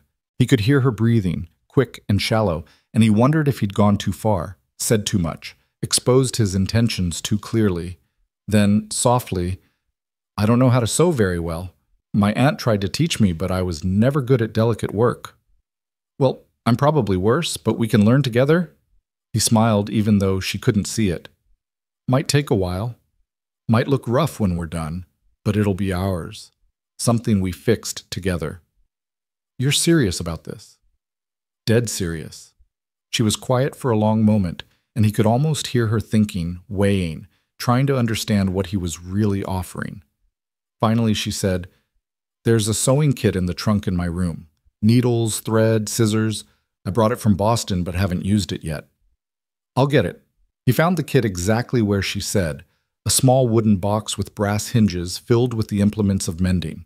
When he returned to the sitting room, Evelyn had spread the dress out on the table and was examining the damage with a critical eye. "The hem can be shortened to remove the worst of the tearing," she said, her voice taking on the focused tone of someone solving a problem. "The mud stains probably won't come out completely, but we can wash it and see." "The sleeve?" She touched it carefully. "The sleeve will need to be reattached entirely. That's the hardest part." "Then that's where we'll start." He pulled up a chair beside her. "Show me what to do." They worked through the afternoon and into the evening, their heads bent close over the damaged fabric. Evelyn gave instructions in her quiet, precise way, and Wyatt followed them as best he could with his large, work-roughened hands that were better suited to holding reins than needles. He stabbed himself more times than he could count, cursed under his breath with each missed stitch, but he kept at it with the same patient determination he brought to breaking horses or mending fences. Slowly, painfully, the sleeve began to come together again. His stitches were crude compared to Evelyn's neat, even work, but they held. They would serve. "You're getting better," she observed after an hour, and he thought he heard approval in her voice. "Still looks like a drunk spider walked across the fabric." That earned him a small laugh, and the sound made all the finger pricks worthwhile. As the light faded and they had to move closer to the lamp to see, Wyatt found himself acutely aware of her proximity, the warmth of her beside him, the soft sound of her breathing, the way her hands moved with careful grace despite her injured shoulder. This was intimacy, he realized. Not the physical kind that people usually thought of when they heard the word, but something deeper, two people working together toward a common goal, learning each other's rhythms, building something through shared effort. This was partnership. "Wyatt?" She'd stopped sewing and was looking at him, or at least facing him. "Why are you doing this? Really?" He set down his needle and thread, considering how to answer. He could deflect, could make a joke, could retreat into casual explanations. But she'd asked for honesty, and honesty was what he'd promised. "Because you deserve to have someone in your corner," he said finally. "Someone who sees your worth and refuses to let you forget it. Someone who will fight for you even when you can't fight for yourself." He gestured at the dress. Mending this dress, It's not really about the dress at all. It's about showing you that damage doesn't mean worthless, that something can be torn and stained and still be precious, that you can survive terrible things and still deserve care and kindness and... He stopped, suddenly self-conscious. And what? She prompted softly. And love, he finished quietly. Even if that's not what we have yet, even if we never get there, you still deserve it. He heard her breath catch, saw her hand still over the fabric. When she spoke, her voice was barely a whisper. No one's ever said anything like that to me before. Then everyone you've known before was blind and stupid. She made a sound that might have been a laugh or a sob. You keep saying things like that. Keep acting like I'm something valuable, like I matter. You do matter. Why is that so hard to believe? Because everyone else in my life has told me the opposite. The words burst out of her with sudden violence. Because every time I dared to hope, every time I thought maybe someone could see past the scar, I was proven wrong. Do you know what it's like to save a child's life and then be treated like a monster because of the way you looked afterward? Do you know what it's like to have people cross the street to avoid you? To hear mothers warn their children not to stare at the ugly woman? To be denied work and companionship and basic human kindness because your face doesn't meet their standards? She was standing now, pacing, her injured arm forgotten in her agitation. I've been spat on, called cursed, had people make signs against evil when I walked past. I've had priests tell me my suffering was God's will, that my scars were punishment for sins I didn't even commit. I've had men proposition me with the assumption that I'd be grateful for any attention at all, no matter how degrading. And through it all, I had to smile and pretend it didn't hurt, had to accept it as the price of being different, of being damaged. She turned to face him, and even through the veil, he could feel the intensity of her gaze. So yes, Wyatt Carver, it's hard to believe you when you say I matter, because accepting that means accepting that everyone else was wrong, that I've spent years believing lies about myself, that I've let other people's cruelty define who I am, and if I accept that... Her voice broke. If I accept that, then I have to face how much time I've wasted hating myself for something that wasn't my fault. The raw pain in her words hit him like a physical blow. He stood slowly, keeping his distance but making sure she could see that he was listening, that he heard every word. You're right, he said quietly. Everyone else was wrong, profoundly, cruelly wrong. And yes, you did waste time believing lies. But that's not your fault either. When enough people tell you the same lie often enough, it starts to feel like truth. When the whole world treats you like you're worthless, it's almost impossible not to internalize that. He paused. But here's the thing. You don't have to keep believing it. You can choose right now to start believing something different, to start seeing yourself the way I see you. And how do you see me? The question came out as a challenge.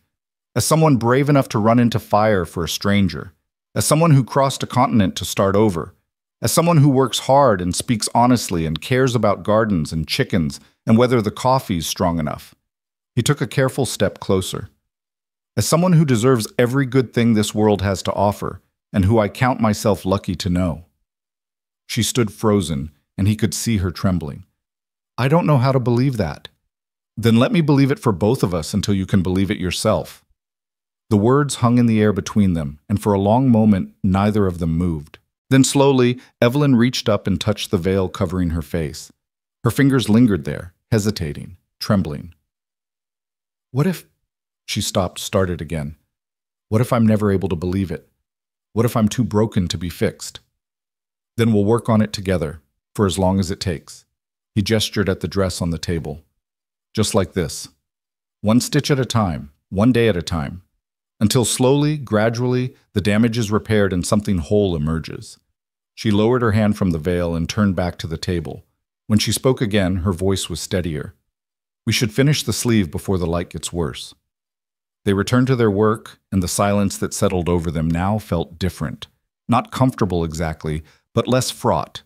As if something had been acknowledged, and if not resolved, at least brought into the light where it could be examined. They worked until late into the night, until Wyatt's eyes burned from staring at tiny stitches and his fingers were cramped from holding the needle. But when they finally set the work aside, the sleeve was reattached, the hem was shortened and restitched, and the dress looked decidedly better than it had that morning. It's not perfect, Evelyn said, running her fingers over the visible repairs. You can see where it was damaged. Maybe that's not a bad thing. Wyatt stretched his sore back. Maybe the repairs are part of the story now. Evidence that something broken can be made whole again, even if the scars still show. She was quiet for a moment, then, "Are we still talking about the dress?" "Maybe. Maybe not." He smiled tiredly. "I'm too exhausted to be subtle at this point." "Wyatt?" She gathered up the dress carefully, holding it against her chest. "Thank you. For this. For all of it. You're welcome." He watched her carry the dress to her room, watched her door close softly, and felt a profound sense of accomplishment that had nothing to do with stitching and everything to do with the small, tentative steps they'd taken toward understanding each other. The next morning, he woke to find the dress hanging on the porch railing again, but this time it had been washed and dried, and despite the visible repairs, it looked almost presentable. And beside it, someone had placed a small hand-carved sign that he'd made years ago and forgotten about. He'd found it in the workshop the night before while looking for better light, and on impulse had brought it inside to clean up. The sign read, in letters he'd burned into the wood with careful attention, "Home is where the brave heart dwells." He'd made it for Margaret, back in those early hopeful days of their marriage. After she died, he'd put it away, unable to bear looking at it. But now, seeing it there beside Evelyn's mended dress, it felt right somehow, like reclaiming something that had been lost. When Evelyn emerged for breakfast, she saw the sign immediately. She stopped on the threshold, one hand reaching out to touch it lightly. "Did you put this here?" she asked quietly. "Found it last night. Thought it belonged. Home is where the brave heart dwells."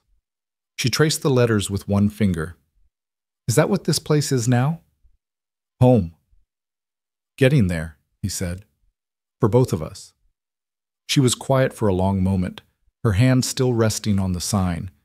Then, so softly he almost missed it. "Yes, it is." That afternoon, while Wyatt was working on clearing debris from around the barn, he heard the sound of a wagon approaching. He looked up to find old Mrs. Henderson from town, driving her husband's buckboard with a covered basket beside her on the seat. She pulled to a stop in front of the house and climbed down with the stiff movements of someone whose joints didn't work as well as they used to. "Mr. Carver, hope I'm not intruding." "Mrs. Henderson." He approached warily, removing his work gloves. The woman was notorious for gossip, and he couldn't imagine what had brought her all the way out here. "What can I do for you?" "Actually, I came to see your wife, if she's available." Wyatt felt his shoulders tense. "Why?" "Now, don't get defensive. I'm not here to cause trouble." She lifted the basket from the wagon. "Heard about the storm damage, and I know what it's like to be new in a place and dealing with disaster. Thought I'd bring by some food and see if there's anything she needs." He studied her face, looking for signs of mockery or cruel curiosity, but found only genuine concern. "That's kind of you." "It's what neighbors do." She hesitated. "I also wanted to apologize. For the gossip when she first arrived. For the way people talked. It was unkind, and I should have said something to stop it." Wyatt felt his estimation of the woman rise considerably. "I appreciate that, Mrs. Henderson, but Evelyn, my wife, she's very private. She might not want—" The door opened behind him, and Evelyn stepped out onto the porch. She was veiled as always, her posture rigid with tension, but she'd come out. She'd chosen to face this. "Mrs. Henderson," she said, her voice steady despite what Wyatt knew must be significant fear. "That's very kind of you to visit." "Mrs. Carver." The older woman's voice was warm, respectful. "I hope I'm not intruding. Just wanted to bring by some food and welcome you properly to Dry Creek. Should have done it 2 weeks ago, but—" She shrugged. "Better late than never, I suppose." Evelyn descended the porch steps carefully, and Wyatt saw her hands trembling slightly at her sides. "Would you like some coffee? I just made a fresh pot." "I'd love some, dear, thank you." Wyatt watched in amazement as the two women disappeared into the house, Mrs. Henderson chatting easily about the storm damage in town, and Evelyn responding with cautious politeness. He stood in the yard, covered in dust and sawdust, feeling like he'd just witnessed something miraculous. Evelyn had faced someone from town. had invited them into their home, had chosen courage over fear. It was a small step, but it was a step forward. He returned to his work with renewed energy, and when Mrs. Henderson finally emerged an hour later, she was smiling. "Your wife is a lovely woman, Mr. Carver, very knowledgeable about gardens and such. I invited her to the church social next month, and she said she'd think about it." The woman climbed back into her wagon. "Take care of that one. She's special." "I know," Wyatt said quietly. "I know she is, as Mrs. that." Henderson's wagon disappeared down the road. Wyatt found Evelyn standing in the doorway, her hand raised in a small wave that the older woman probably couldn't even see. "You all right?" he asked gently. "I think so." She sounded surprised. She was kind, really kind. She didn't ask about the veil, didn't push, didn't treat me like a curiosity. She just... Evelyn's voice wavered. "She just treated me like a person." "Because you are a person." He climbed the porch steps to stand beside her. "One who's braver than she gives herself credit for." "I was terrified." "I know, but you did it anyway. That's what brave means." She leaned against the porch rail, and he thought he saw her shoulders shake slightly. "Wyatt, that sign you put up, the one about brave hearts and home?" "Yes?" "I think you should put it on the front of the house, where everyone can see it." He understood what she was really saying, that she was claiming this place, this life, this new beginning, that she was choosing to be brave even when it terrified her. "I'll do that," he said quietly. "First thing tomorrow." That evening, as they worked together on the final repairs to the dress, Wyatt found himself thinking about how far they'd both come in just 2 weeks. From strangers united by loneliness and desperation to something that felt almost like a true partnership. They still had a long way to go. She still wore the veil more often than not, still struggled to believe in her own worth, still carried the wounds that years of cruelty had inflicted. But she was healing. Slowly, tentatively, one small act of courage at a time. And he would be there, for as long as it took, proving through actions instead of words that she was worthy of kindness, of respect, of a home where she could finally stop hiding. The dress was nearly finished now, its scars visible, but somehow beautiful in their honesty. Like Evelyn herself, damaged but whole, broken but mended, carrying evidence of survival that spoke more eloquently than perfection ever could.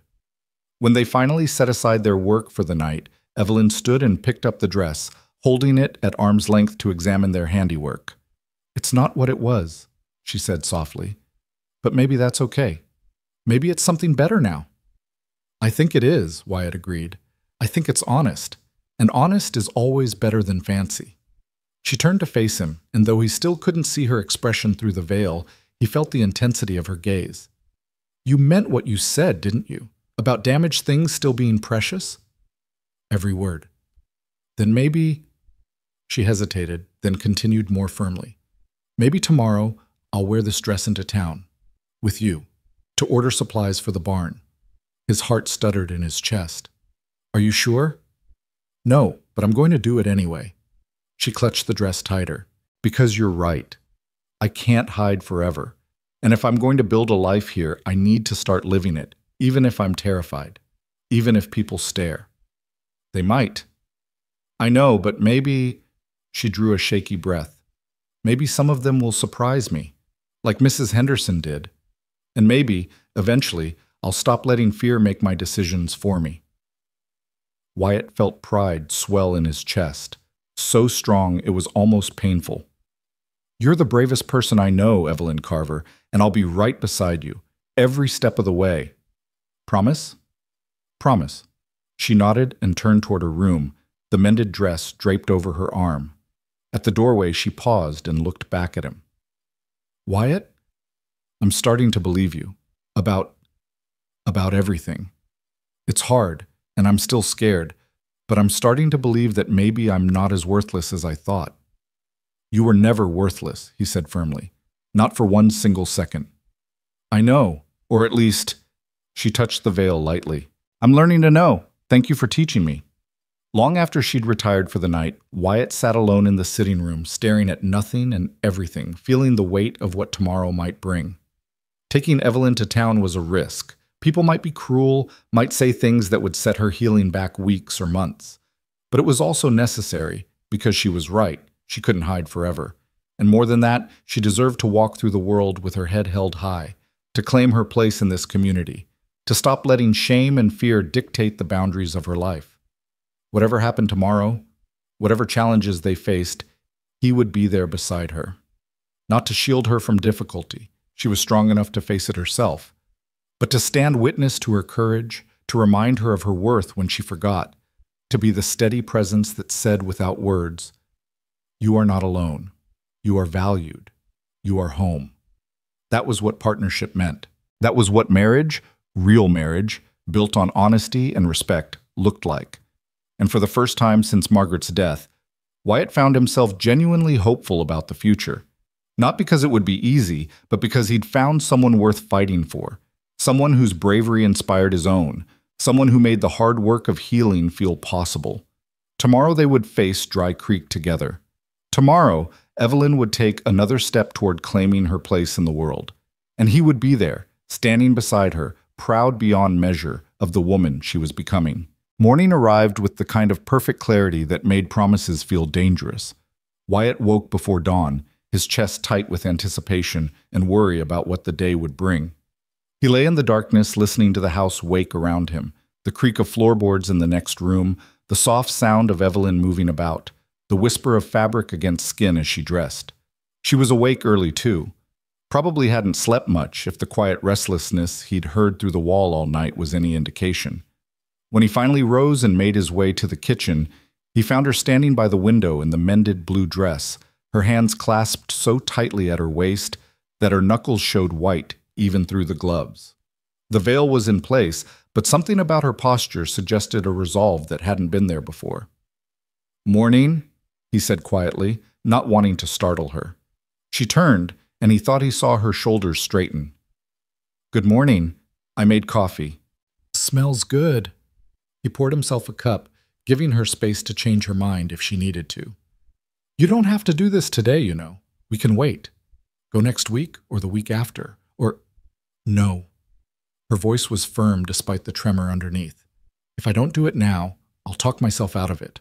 I'll find reasons to wait, excuses to hide, and before I know it, another year will pass and I'll still be too afraid to leave the house."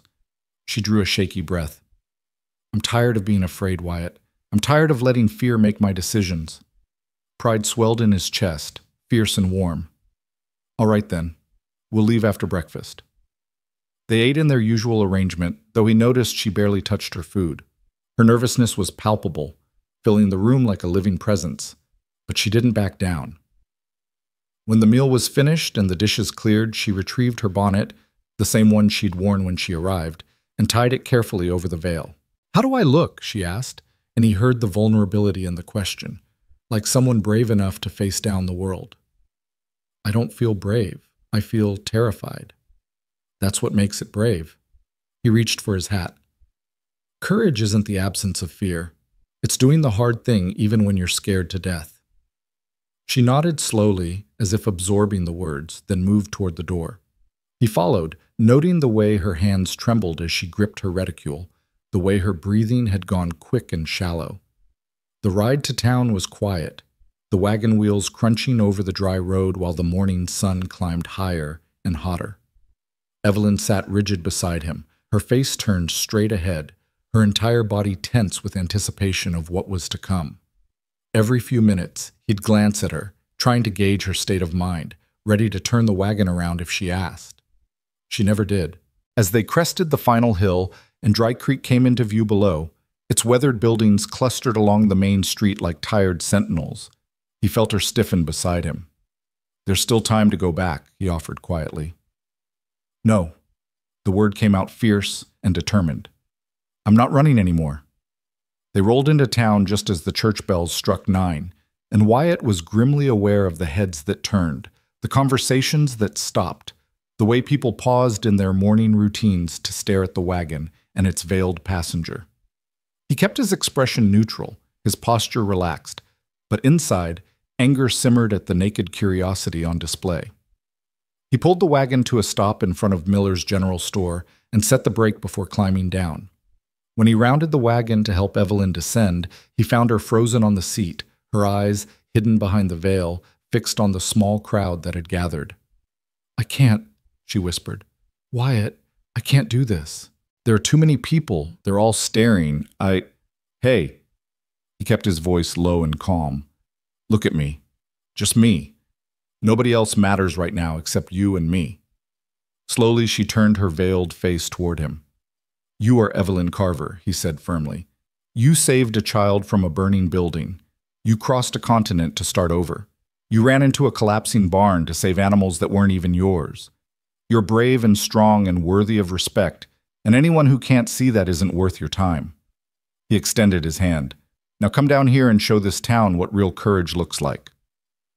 For a long, breathless moment, she didn't move. Then slowly, she reached out and placed her gloved hand in his. Her fingers were trembling badly, but she didn't pull away. Instead, she let him help her down from the wagon, let him steady her when her legs nearly buckled, let him offer his arm as support. "Together?" she asked, her voice barely audible. "Together," he confirmed. They walked toward the store entrance, and Wyatt was acutely aware of every whisper, every pointed stare, every cruel word spoken just loud enough to be overheard. "Still hiding her face, I see. Must be truly awful under there. Poor Carver, married to a woman he can't even look at." He felt Evelyn flinch with each comment, felt her grip on his arm tighten until her fingers dug into his flesh through the fabric of his shirt. But she kept walking, kept her head up, kept putting one foot in front of the other despite the cruelty surrounding them. The store was blessedly empty when they entered, just Miller behind the counter and his wife arranging canned goods on the shelves. Both looked up at their entrance, and Wyatt saw the curiosity flash across their faces before they schooled their expressions into something more neutral. "Mr. Carver, Mrs. Carver." Miller nodded to each of them. "How can I help you folks today?" "Need to pick up some supplies," Wyatt said, keeping his tone casual. "Flour, sugar, coffee, the usual staples, plus some fabric if you have it. Evelyn wants to make new curtains for the house." It was a lie, but it gave her something to do, a reason to move around the store and occupy herself while he handled the main transaction. She seemed to understand because she moved toward the fabric display with careful steps, her hand trailing along the counter as if she needed its support. Mrs. Miller, to her credit, followed without commentary. "We just got some lovely calico in from Denver, and there's a nice muslin that would work well for curtains, lets in light, but gives you privacy." Wyatt watched out of the corner of his eye as the two women examined fabrics, Mrs. Miller making suggestions and Evelyn responding with quiet politeness. It was painfully ordinary, almost aggressively normal, and he felt grateful for the woman's tact. He was in the middle of settling his account with Miller when the door opened and a group of women entered. Mrs. Henderson, along with two others he recognized from church. They stopped short when they saw Evelyn, and for a moment, tension crackled through the air. Then Mrs. Henderson moved forward with a warm smile. "Mrs. Carver, how lovely to see you again. How are you feeling after the storm?" Evelyn turned slowly, and Wyatt could see her entire body trembling. I'm well, thank you. And you?" "Oh, we're all fine. Lost some shingles, but nothing serious." The older woman gestured to her companions. "I don't think you've met Mrs. Patterson and Mrs. Chen. Ladies, this is Evelyn Carver, Wyatt's new bride." The women exchanged pleasantries, and Wyatt marveled at Mrs. Henderson's ability to create normalcy through sheer force of will. She chattered about the weather, about garden plans, about the upcoming church social, treating Evelyn like any other woman in town rather than a curiosity to be gawked at. But not everyone was as kind. They were loading supplies into the wagon 20 minutes later when a man Wyatt recognized as Frank Pritchard, father of the gossiping twins and a notorious troublemaker, approached with a sneer on his weathered face. "So this is the famous veiled bride," Pritchard said loudly enough to draw attention. "What's the matter, Carver? Afraid to show us what you bought? She must be hideous under there if you're keeping her covered up like a diseased animal." Wyatt felt rage flood through him, hot and immediate. He took a step toward Pritchard, his hands clenching into fists, but Evelyn's voice stopped him. "Mr. Pritchard, is it?" She'd turned to face the man, her posture straight despite the trembling Wyatt could see in her hands. "You're quite right that I keep my face covered. Would you like to know why?"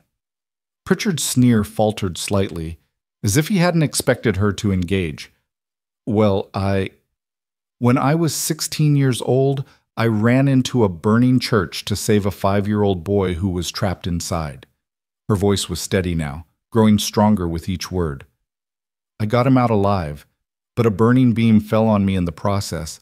The scar it left runs from my temple to my jaw. It's extensive, and yes, it's unpleasant to look at. A crowd was gathering now, drawn by the confrontation. Wyatt wanted to intervene, wanted to shield her from this, but something told him she needed to do this herself. I wear the veil because people like you, Mr. Pritchard, have made it very clear that my face makes them uncomfortable, that my appearance is something to be hidden, mocked, feared. I wear it because I got tired of seeing disgust and pity in people's eyes. I wear it because it's easier to hide than to face constant cruelty. Her voice hardened. But I'm done with that now. I'm done letting other people's narrow-mindedness dictate how I live my life. Evelyn, Wyatt started, but she shook her head. No, I need to do this. She turned to address the growing crowd. You want to see what's under the veil? You want to satisfy your curiosity? Fine. But understand this. What you see doesn't define who I am. I am not my scar any more than you are your face or your name or your reputation. I am my actions, my choices, my character. And if you can't see past physical appearance to recognize that, then the failing is yours, not mine. With trembling hands, she reached up and began removing the pins that held the veil in place. Wyatt's heart hammered in his chest.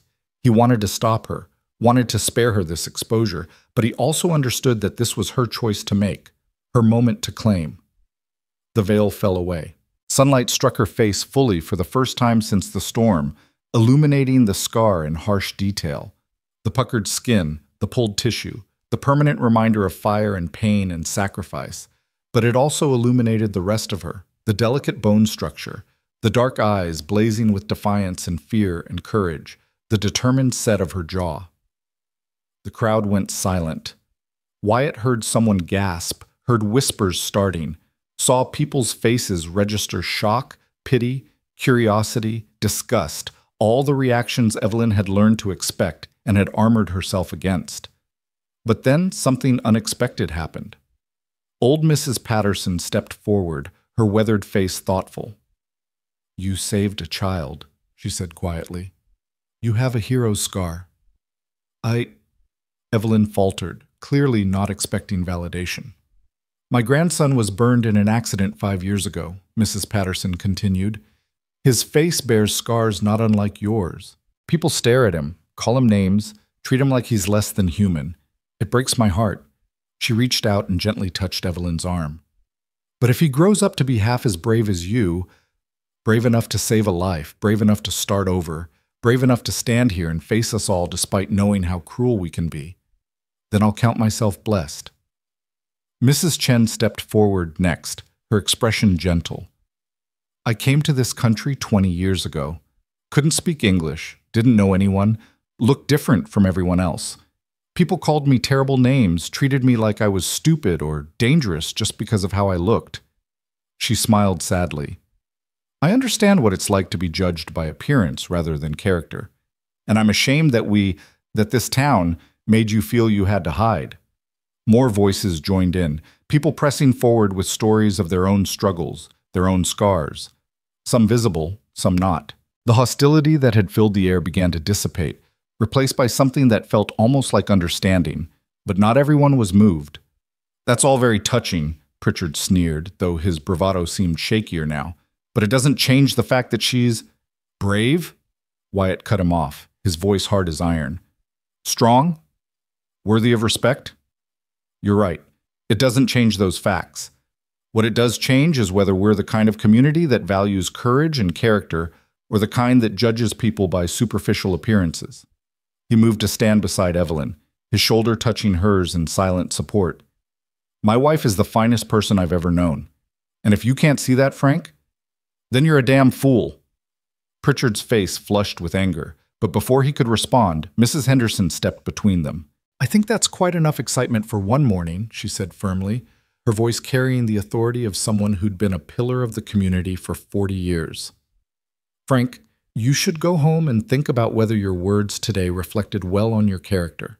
The rest of you, she turned to address the crowd, have work to do, I'm sure.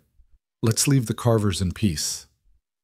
The crowd began to disperse, some reluctantly, some with backward glances at Evelyn's exposed face. But they went, and within minutes, the street had returned to its normal midday quiet. Evelyn stood trembling in the sunlight, her face bare for the first time in years, tears streaming down her cheeks. I did it, she whispered.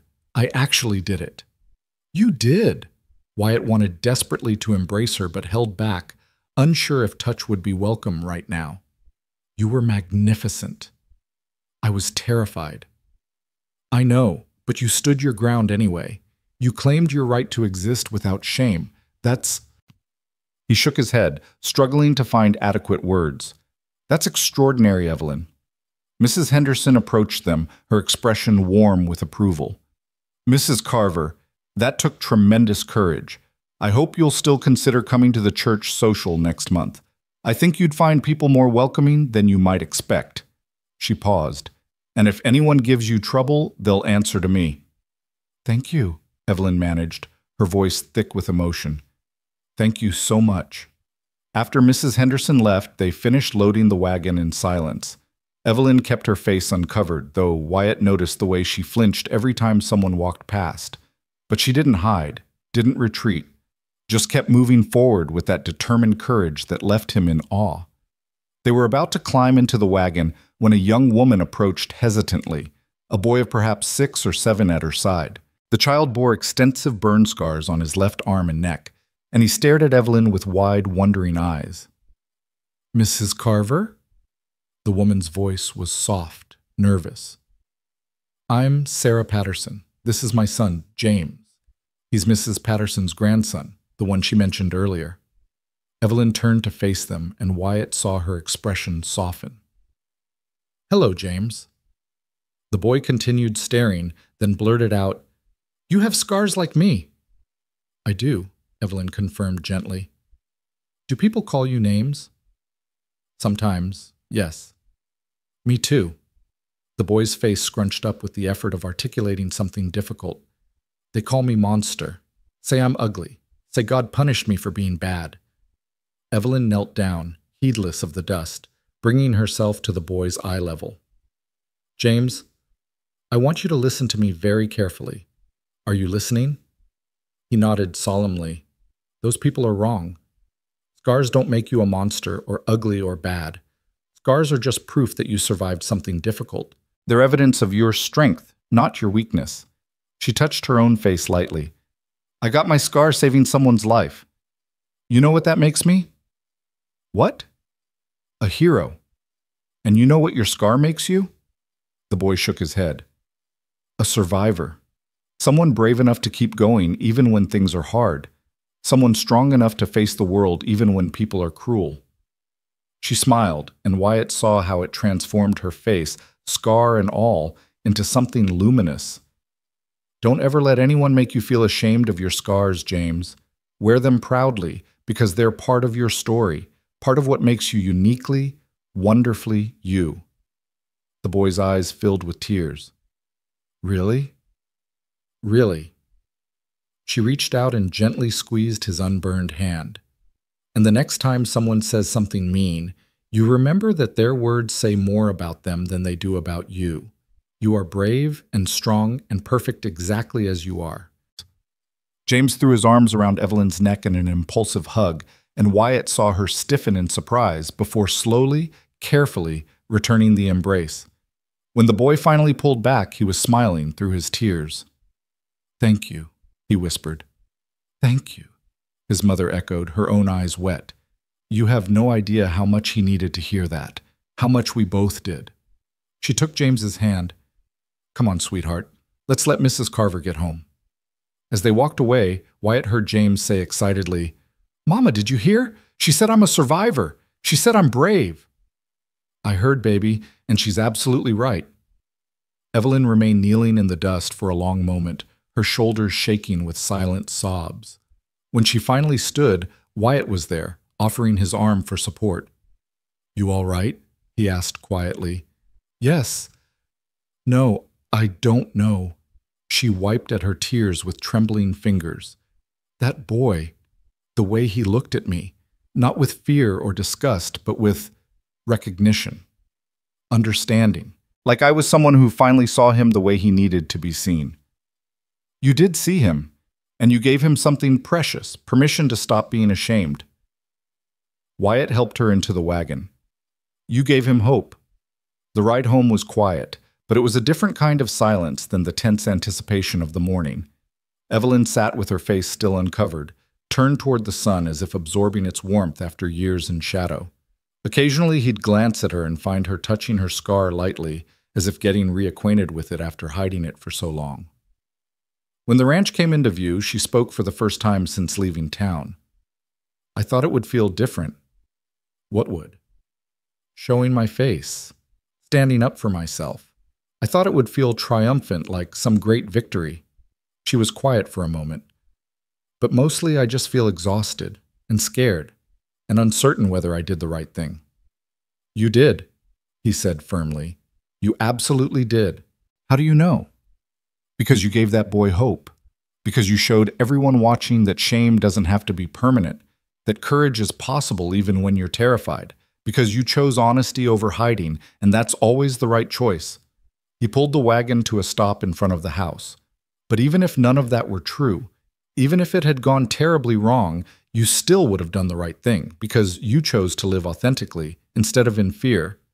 That's what matters.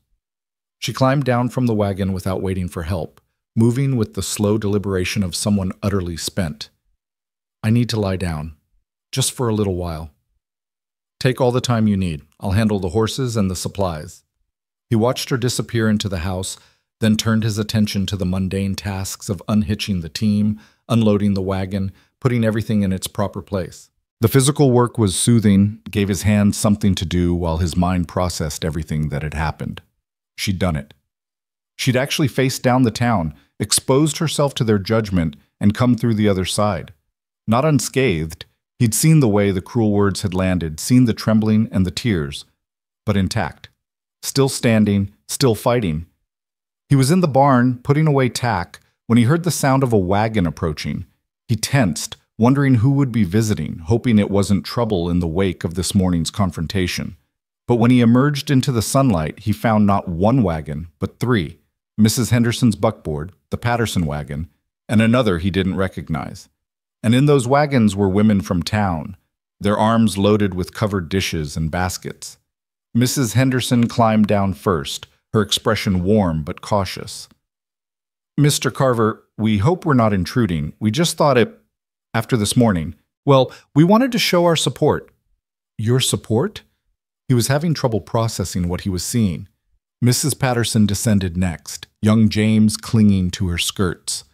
Your wife did something remarkable today, something that needed doing. We want her to know that not everyone in Dry Creek is as narrow-minded as Frank Pritchard. Mrs. Chen joined them, along with several other women Wyatt recognized from church and the general store. We brought food, she explained, and flowers from our gardens, and, she gestured to one of the younger women, Mary Chen brought fabric for curtains as a welcome gift. Wyatt felt his throat tighten with emotion. That's incredibly kind. But Evelyn is resting, and I don't know if she's up for— We don't need to see her, Mrs. Henderson interrupted gently. We just want to leave these things so she knows that she has friends here, that she's not alone. She paused. And if she wants to talk or needs help with anything, or just needs someone to sit with her, we're available. All of us. The women began unloading their offerings, and Wyatt stood aside, overwhelmed by the generosity on display. They worked quickly and efficiently, carrying covered dishes to the kitchen, arranging flowers in jars and bowls, leaving fabric and thread and small gifts of welcome throughout the house. They were nearly finished when Evelyn appeared in the doorway, her face still bare, her eyes wide with confusion and wonder. What's happening? The women turned as one, and for a moment nobody spoke. Then Mrs. Henderson stepped forward. We're welcoming you properly, dear, the way we should have from the beginning. She gestured to the laden table, the flowers brightening every surface, the small mountain of gifts. We want you to know that you have a place here, that you're valued, that what you did today, the courage you showed, matters to us. Evelyn's eyes filled with tears. I don't understand. Why would you do this? Because you reminded us what real bravery looks like, Mrs. Patterson said quietly. Because you gave my grandson hope when he had none. Because you stood up and claimed your right to exist without shame, and that's something worth celebrating. Because you're one of us now, Mrs. Chen added, and we take care of our own. The tears spilled over, and Evelyn made no attempt to hide them. She moved from woman to woman, accepting embraces and kind words, overwhelmed by the outpouring of support. Wyatt watched from the doorway, his own eyes burning, amazed by the transformation that had occurred in the space of a single morning. After the women left, with promises to visit again, with invitations to church socials and quilting circles and garden clubs, Evelyn stood in the middle of the sitting room, turning slowly to take in all the evidence of acceptance surrounding her. I can't believe this is real, she whispered. I keep thinking I'll wake up and it will all have been a dream. It's real. Wyatt moved to stand beside her. You earned this, Evelyn. Through your courage, your honesty, your refusal to let shame define you. This is what you deserve.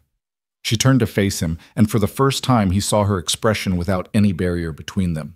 The joy and fear and hope and vulnerability all laid bare. I couldn't have done it without you, without knowing you believed in me, that you saw something in me worth valuing. If you hadn't... She stopped, her voice breaking.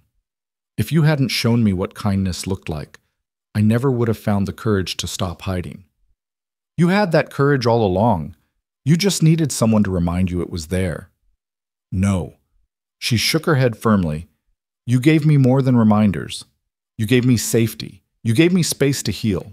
You gave me patience when I was difficult, understanding when I was afraid, and respect when I thought I deserved none. She took a shaky breath. You saw me, Wyatt. Really saw me. Not the scar, not the shame, but the person underneath. And that changed everything. He wanted to tell her that seeing her had been easy, that recognizing her worth had required no effort at all, but the words seemed inadequate to the moment, insufficient to express the depth of what he felt. So instead, he did something he'd been wanting to do for weeks. He reached out, slowly and obviously, giving her every opportunity to pull away, and gently cupped her scarred cheek in his palm. She froze, her breath catching, her eyes going wide with shock, but she didn't retreat. This scar, he said quietly, his thumb brushing over the puckered tissue, is proof that you're the kind of person who runs toward danger instead of away from it, the kind of person who values other lives above your own comfort, the kind of person who survives fire and cruelty and keeps going anyway. He held her gaze. It's beautiful, Evelyn. Not despite being a scar, but because of what it represents. Courage, sacrifice, survival, all the things that make you extraordinary. Wyatt, her voice was barely a breath, I know we started this marriage as a convenience, two lonely people looking for companionship, but somewhere along the way it became something more. At least for me. He drew a shaky breath, making himself vulnerable in ways he hadn't since Margaret died. I love you, Evelyn Carver. I love your bravery and your honesty and your stubborn refusal to give up. I love the way you care for the garden and the chickens and that damn rooster who pecks at everyone except you. I love your quick mind and your gentle hands and your determination to build something better out of broken pieces. He paused. I love you, scars and all. Maybe especially the scars, because they're part of your story, part of what makes you who you are. The tears came in earnest now, streaming down her face unchecked. I don't know how to believe you. Part of me still thinks this is too good to be true, that any moment you'll realize what a mistake you've made. No mistake, he interrupted firmly. Best decision I ever made was sending for a mail-order bride. Best gift I ever received was you stepping off that stage. He smiled. Even if you did try to hide your face for 2 weeks. That earned him a wet laugh, and he counted it as a victory. I don't know if I love you yet, she said honestly, and he appreciated the truth of it. I don't know if I even know what love feels like anymore. It's been so long since anyone treated me with kindness that I'm not sure I can distinguish between gratitude and deeper emotion. She reached up and covered his hand with hers, pressing it more firmly against her cheek. "But I know that when I think about my life now, I can't imagine it without you. I know that you make me feel safe and valued and seen in ways I never have before. I know that I trust you more than I've trusted anyone in years. And I know that I want to keep building this life with you, to see where this partnership takes us." She smiled through her tears. "Maybe that's not love yet, but I think it could grow into something like it. If you're willing to be patient with me while I learn how." "I've got all the time in the world," he said quietly, "and I'm willing to wait as long as it takes." They stood there in the golden afternoon light, surrounded by flowers and food and evidence of community, and Wyatt felt something settle in his chest that he hadn't felt in 14 years. Not just contentment, not just the absence of loneliness, but actual happiness. The kind that came from building something real with another person, from choosing each other day after day, from the slow, patient work of turning strangers into partners, and partners into something more. That evening, they sat together on the porch as the sun painted the western sky in shades of crimson and gold. The sign Wyatt had mounted that morning, "Home is where the brave heart dwells," caught the fading light, its carved letters throwing shadows across the weathered wood. "Tell me about her," Evelyn said suddenly. "Your first wife." "Margaret." Wyatt was quiet for a long moment, surprised by the request but understanding the need behind it. "She was good, kind. We married young. I was 23, she was 19. Both of us thought we knew everything about life and love and forever." He smiled sadly. "We knew nothing, of course, but we learned together." "Did you love her?" "Yes. Not the way poets write about, maybe. Not some grand passion that consumed everything in its path, but steady, comfortable. We were partners in the truest sense, building a life, working toward common goals, supporting each other through hard times." He paused. "When she died, I thought that was it for me. Thought I'd used up my one chance at companionship and would spend the rest of my days alone." "What changed?" "I got tired of talking to ghosts, tired of living in the past, tired of letting grief make my decisions." He glanced at her. "And I realized that love isn't a finite resource. That giving my heart to Margaret didn't mean I had nothing left to offer someone else. It just meant I'd learned what mattered: honesty, respect, shared effort. All the things that make a partnership work." "Do you still love her?" "I still remember her fondly, still honor what we had. But I'm not in love with her anymore." That ended when she did. He reached over and took Evelyn's hand, a gesture that felt natural now, right. The heart has room for multiple loves, if you let it. What I felt for Margaret doesn't diminish what I'm beginning to feel for you. They're different things, separate but equally valid." She squeezed his hand. "Thank you for telling me, for not pretending she didn't exist or that she didn't matter." "She did matter, just like your past matters, like the aunt who raised you matters, like every experience that made you who you are matters." He lifted her hand and pressed a kiss to her knuckles, a gesture of respect more than romance. "We're all the sum of our histories. The question is whether we let those histories trap us or whether we use them as foundations to build something new." "I want to build something new," she said quietly, "with you, starting now." "Then that's what we'll do." The weeks that followed brought gradual change, the kind that happened so slowly you didn't notice it until you looked back and realized how far you'd traveled. Evelyn began going into town regularly, sometimes with Wyatt and sometimes on her own. She attended the church social and discovered she had a talent for organizing committees. She joined the garden club and shared her knowledge of planting and cultivation. She visited young James Patterson regularly, and other scarred or different children began gravitating toward her, drawn by her acceptance and understanding. She still wore the veil occasionally, on days when the weight of being visible felt too heavy. But more often, she went barefaced, her scar catching the light, her chin held high despite the occasional stare or whispered comment. She was learning, slowly, to define herself by her actions rather than others' reactions. The barn was repaired with help from neighbors who showed up one Saturday morning with tools and lumber and good humor.